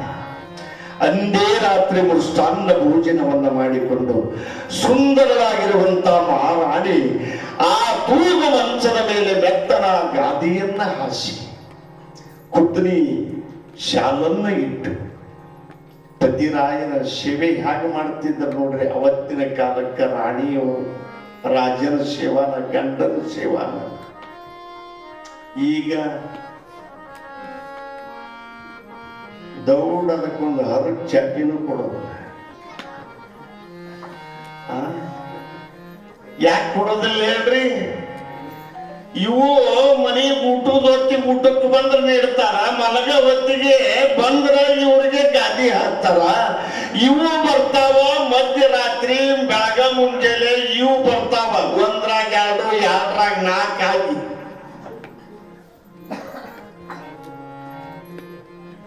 ಹೆಣ್ಮಕ್ಳದು ಖರೇನ ಅದ ಪಾಪ, ಅವ್ರಿಗೆ ಅನ್ನಕ್ಕಾಗಂಗಿಲ್ಲ. ನೀನೇನು ಮ್ಯಾಲೆ ಕೂತ್ಕೊಂಡು ಹೇಳಿದಿ, ಗಂಡನ ಹಂಗ್ ನೋಡ್ತಾರೆ ಹಿಂಗ್ ನೋಡ್ತಾರೆ, ಗಂಡನ ಬಗ್ಗೆ ಒಂದು ತಟಕರ ಹೇಳಿದೆ ನಿನಗೇನು ಪುರಾಣ ಹೇಳಕ್ ಬರ್ತತಿ ಅಂತಾರ. ಆದ್ರೆ ನಿಜವಾಗಿ ಆ ವ್ಯವಸ್ಥೆಯನ್ನ ಆ ಮಹಾರಾಣಿ ಮಾಡಿದ ಮೇಲೆ ರಾಜ ಹೊರಗಿದ್ದ, ರಾಣಿ ಹೊರಗೆ ಹೋಗಿದ್ದಾಳ ಏನೋ ತರಲಿಕ್ಕೆ. ಅದೇ ಸಮಯದೊಳಗ ಆ ಜೀವನ ಮಂತ್ರಿ ಅನ್ನುವಂಥವನು ದಂಪತಿಗಳು ಮಲಗುವ ಕೋಣಿ ಒಳಗ ಹೋಗಿ ಒಂದು ಮೂಲಿ ಒಳಗ ಅವಿತುಕೊಂಡು ಕುಂತ. ಯಾಕ? ದಂಪತಿಗಳು ಮಲಗುವ ಕೋಣಿ ಒಳಗ ಕಾಳ ಸರ್ಪ ವಿಷವು ಬಂದು ಕಚ್ಚಿ ಮಹಾರಾಜನಿಗೆ ಮರಣ ಉಂಟು ಎಂದು ದೇವತೆಗಳು ಜೀವನ್ ಮಂತ್ರಿಗೆ ಹೇಳಿದ ಮಾತು. ಕೊನೆಯ ಕಂಟಕ ಇದು, 3ನೇಯದು. ಹಾಗೆ ಕೂತ್ಕೊಂಡ ರಾಜ ರಾಣಿ ಬಂದು ಆ ಮಂಚದ ಮೇಲೆ ಯಾರ ನಿದ್ರಾವಸ್ಥೆ ಒಳಗಾಗಿದ್ದಾರೆ. ಮತ್ತೆ ರಾತ್ರಿ ಒಳಗೆ ದೇವತೆಗಳ ಮಾತು ಸುಳ್ಳಾಗುವುದಿಲ್ಲ ಎಂಬ ಮಾತಿನ ಪ್ರಕಾರವೇ ಅದೇ ಯಾವ ಮಂಚಕ್ಕೆ ಕಟ್ಟಿದ ಸರಪಳಿ ಏನಿತ್ತಲ್ಲ, ಆ ಸರಪಳಿಯಿಂದ ಘೋರವಾದ ಕಾಳಿಂಗ ಸರ್ಪವೊಂದು ರಾಜ ಮಲಗಿದ ಜಾಗಕ್ಕೆ ಸಾವಕಾಶವಾಗಿ ಇಳಿಲಿಕ್ಕೆತ್ತದ. ಮೂಲ್ಯಾಗ ಮರೆಮಾಚ ಮಾಡಿ ಕುತ್ಕೊಂಡಿರುವಂತ ಮಂತ್ರಿ ಕೈಯೊಳಗ ಹದನವಾದ ಖಡ್ಗ ಹಿಡ್ಕೊಂಡೇ ಕುಂತಿದ್ದ. ಆ ಸಮಯಕ್ಕ ಸರ್ಪವನ್ನು ನೋಡಿದ ರಾಜ ರಾಣಿ ಗಾಢವಾದ ನಿದ್ರೆ ಹಕ್ಕಿದ ಸಾವಕಾಶವಾಗಿ ಇಳಿಯುವಂತ ಸರ್ಪಕ್ಕೆ ಏನು ಮಾಡ್ತಾರ ಮಂತ್ರಿ ಹದನವಾದ ಕಟ್ಟಗದಿಂದ ಆ ಯಾವ ಸರ್ಪವನ್ನು ತುಂಡರಿಸಿಬಿಟ್ಟ ಕತ್ತರಿಸಿದ ಆ ಸರ್ಪ ಬಾಯಿ ತೆಗಿತದ. ಬಾಯಿ ತೆರೆದಾಗ ಸರ್ಪದ ಬಾಯಿಯೊಳಗಿಂದ ವಿಷ ಹನಿ ಹನಿಯಾಗಿ ಮಹಾರಾಣಿಯ ಮೈ ಮೇಲೆ ಬೀಳುತ್ತದ. ಅವಾಗ ವಿಷ ಮಹಾರಾಣಿಯವರ ಮೈ ಮೇಲೆ ಬಿದ್ದದ. ಆ ಮೈ ಮೇಲೆ ವಿಷ ಬಿದ್ದದಂದ್ರ ಅದು ತನ್ನ ಕೆಲಸ ತಾನು ಮಾಡೇ ತೀರ್ತದ. ಏನಾದರೂ ಮಹಾರಾಣಿಗೆ ತೊಂದರೆಯಾಗಬಾರದೆಂದು ಸಾವಕಾಶವಾಗಿ ಬಂದು ಮಹಾರಾಣಿಯನ್ನು ಎಬ್ಬಿಸಿದ್ರೆ ಗಾಬರಿ ಆಗುತ್ತಾಳ. ಮಹಾರಾಜನು ಹೆದರುತ್ತಾಳ.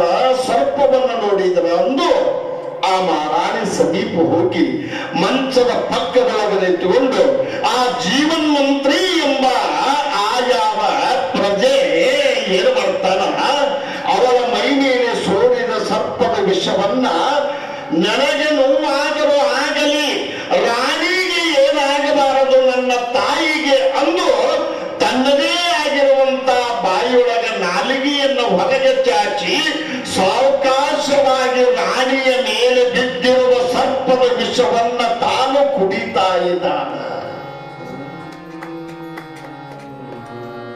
ನಾಲಿಗೆಯಿಂದ ನೆಕ್ಕುತ್ತಾ ಇದ್ದಾನ. ರಾಣಿಯ ದೇಹವನ್ನ ಸ್ವಲ್ಪ ವಿಷ ಅವಳ ಮೇಲೆ ಇರಬಾರದು, ತಾಯಿಯ ಮೇಲೆ ಅಂದು ಹೀಗೆ ತನ್ನ ನಾಲಿಗೆಯನ್ನು ರಭಸದೊಳಗ ರಾಣಿಯ ಮೈ ಮೇಲೆ ಸವರಾಡುವಾಗ ತಟ್ಟನೆ ಎಚ್ಚರವಾಯಿತು ಮಹಾರಾಣಿಗೆ. ಕೇಳಿದ್ರಿ ಸೂಕ್ಷ್ಮವಾಗಿ ತಟ್ಟನೆ ಎಚ್ಚರದಾಗ ಚೀರಿ ಹೇಳ್ತಾ ಇದ್ದಾಳ. ಯಾಕ? ಇವನ ಬಾಯಿಯೊಳಗಿನ ನಾಲಿಗೆ ಅವರ ದೇಹದ ಮೇಲೆ ಅಂಟಿಕೊಂಡದಲ್ಲ. ಅದನ್ನು ನೋಡಿ ಚೀರಿ ಅಳುವ ಧ್ವನಿಗೆ ಮಹಾರಾಜ ಎದ್ದು ಬಿಟ್ಟ. ದಂಪತಿಗಳು ಮಲಗೋ ಕೋಣ್ಯಾಗದನವ ಜೀವನ ಮಂತ್ರಿ.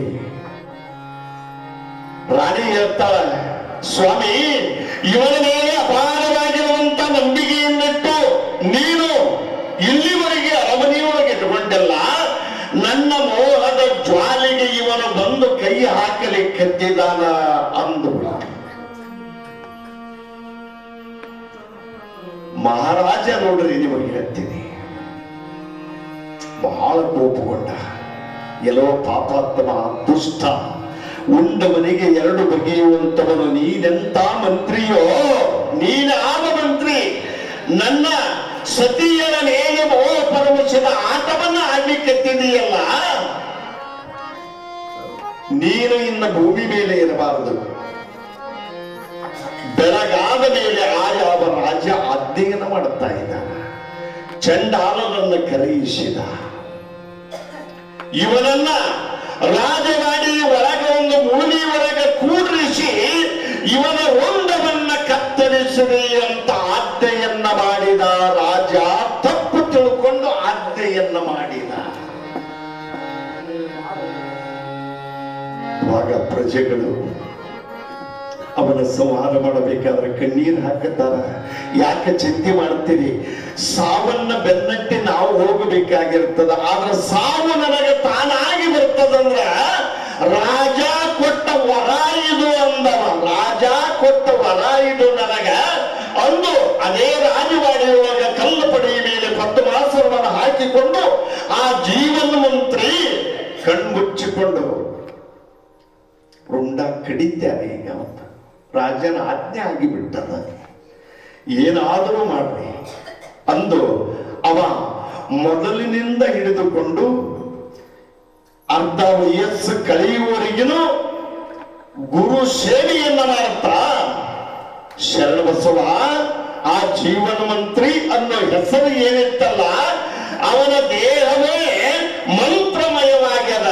ಅವನು ಕಣ್ಮುಚ್ಚಿಕೊಂಡು 10 ಮಾಸನವನ್ನು ಹಾಕಿಕೊಂಡು ರುಂಡಾರ ಕಡಿಲಿ ಚಂಡರ ಕಡಿಲಿ ಎಂದು ಓಂ ನಮ ಶಿವಾಯ, ಓಂ ನಮ ಶಿವಾಯ, ಓಂ ನಮ ಶಿವಾಯ ಅನ್ನುವ ಮಂತ್ರವನ್ನ ಬೆಳದಂಗ ಪಠನವನ್ನ ಮಾಡ್ಲಿಕ್ಕೆತ್ತಿದ್ದಾನ. ಷಡಕ್ಷರಿ ಮಹಾಮಂತ್ರವನ್ನ ಆ ಜೀವನ ಮಂತ್ರಿ.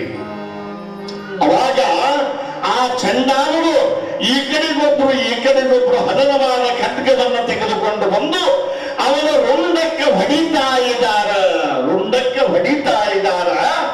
ಆ ಖಡ್ಗದಿಂದ ಹೊಡೆದಾಗ ರುಂಡ ಕಡಿಗಾಗಲಿಲ್ಲ. ಓಂ ನಮ ಶಿವಾಯ ಎಂಬ ಮಂತ್ರದ ಶಕ್ತಿಯಿಂದ ಆ ದೂತರ ಕೈಯೊಳಗಿನ ಖಡ್ಗ ಆ ಮಂತ್ರಿ ಕೊಳ್ಳಾಗ ಮಲ್ಲಿಗೆಯ ಹೂವಿನ ಮಾಲೆಗಳಾಗಿ ಬಿದ್ದಿದ್ದಾವ. ಮಲ್ಲಿಗೆ ಹೂವಿನ ಮಾಲೆಗಳಾಗಿ ಬಿದ್ದಿದ್ದಾವ. ಓಂ ನಮ ಶಿವಾಯ, ಓಂ ನಮ ಶಿವಾಯ ಅನ್ನುವ ಮಂತ್ರ ಪಠನವನ್ನ ಬಿಟ್ಟಿಲ್ಲ. ಅವಾಗ ದಿಗ್ಭ್ರಮೆ ಆಗಿಬಿಟ್ರು. ರಾಜನಿಗೆ ಸುದ್ದಿ ಹೋಯ್ತು. ಇದು ದಡ ದಡ ದಡ ದಡ ಅಲ್ಲಿಗೆ ಬಂದು ನೋಡುತ್ತಾನ. ಕೊಳ್ಳಾಗ ಮಲ್ಲಿಗೆ ಹೂ ಮಾಲೆ. ದೂತರಂದ್ರು, ಯಪ್ಪ ಇವನು ಸಾಮಾನ್ಯನಲ್ಲ, ದೇವಲೋಕದಿಂದ ಬಂದಿರುವಂತ ದೇವತಾ ಪುರುಷನದಾನ. ಹದನವಾದ ಖಡ್ಗದಿಂದ ಹೊಡೆದಾಗ ಖಡ್ಗಗಳು ಮಾಯವಾಗಿ ಹೂವಿನ ಮಾಲೆಗಳಾಗಿದ್ದಾವ. ಬರಿಗೈಲಿನ ಇವನನ್ನ ಸಂಹಾರ ಮಾಡಲಿಕ್ಕೆ ಯಾರಿಂದಲೂ ಸಾಧ್ಯವಿಲ್ಲ ಅಂದ್ರು. ಅವಾಗ ರಾಜ ಜೀವನ ಮಂತ್ರಿಗೆ ಶರಣಾಗತನಾದ. ಅಪ್ಪ, ನಿನ್ನ ನಿಲುವು ನನಗೆ ಗೊತ್ತಾಗಲಿಲ್ಲ.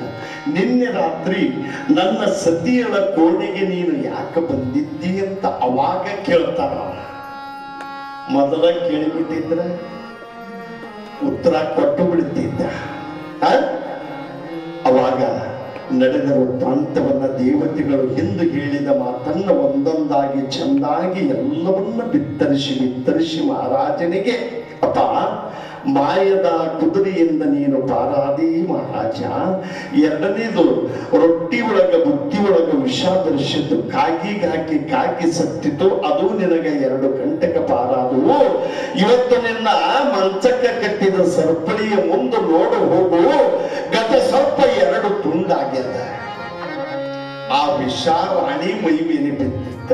ಅದನ್ನ ನಾನು ಗುಂಜಿಸಲಿಕ್ಕೆ ಬಂದಿದ್ದೆ ಹೊರತು ಮಹಾರಾಣಿಯ ಮೇಲೆ ನಾನು ಕಾಮದ ಆಟವನ್ನ ಆಡಲು ಬಂದವರಲ್ಲ ಅಂದಾಗ ರಾಜ ತನ್ನ ಕಿರೀಟವನ್ನ ಅವನಿಗೆ ಇಟ್ಟು ನಮಸ್ಕಾರವನ್ನ ಮಾಡ್ತಾ ಇದ್ದಾನ. ತನ್ನ ಕಿರೀಟವನ್ನ ಅವನಿಗೆ ಇಟ್ಟು ನಮಸ್ಕಾರ ಮಾಡಿದ. ನಿನ್ನಂತ ಪ್ರಜೆಯೇ ಈ ರಾಜವಾಣಿಗೆ ರಾಜನಾಗಬೇಕು.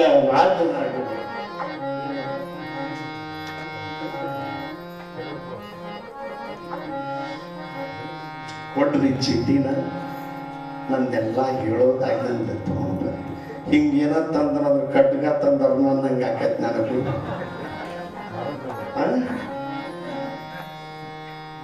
ಏನೋ ಹೇಳತ್ತಿದ್ದೆ. ನಿಜವಾಗಿ ಶರಣ ಬಸವನಿಗೆ ಮೊರಳಾರಾಧ್ಯ ಗುರುಗಳು, ಅಪ್ಪ, ಮಹಾಮಂತ್ರದಿಂದ ಇಷ್ಟು ಶಕ್ತಿ ಅದ, ಹೋಗುವ ಪ್ರಾಣವೂ ಉಳಿತದ.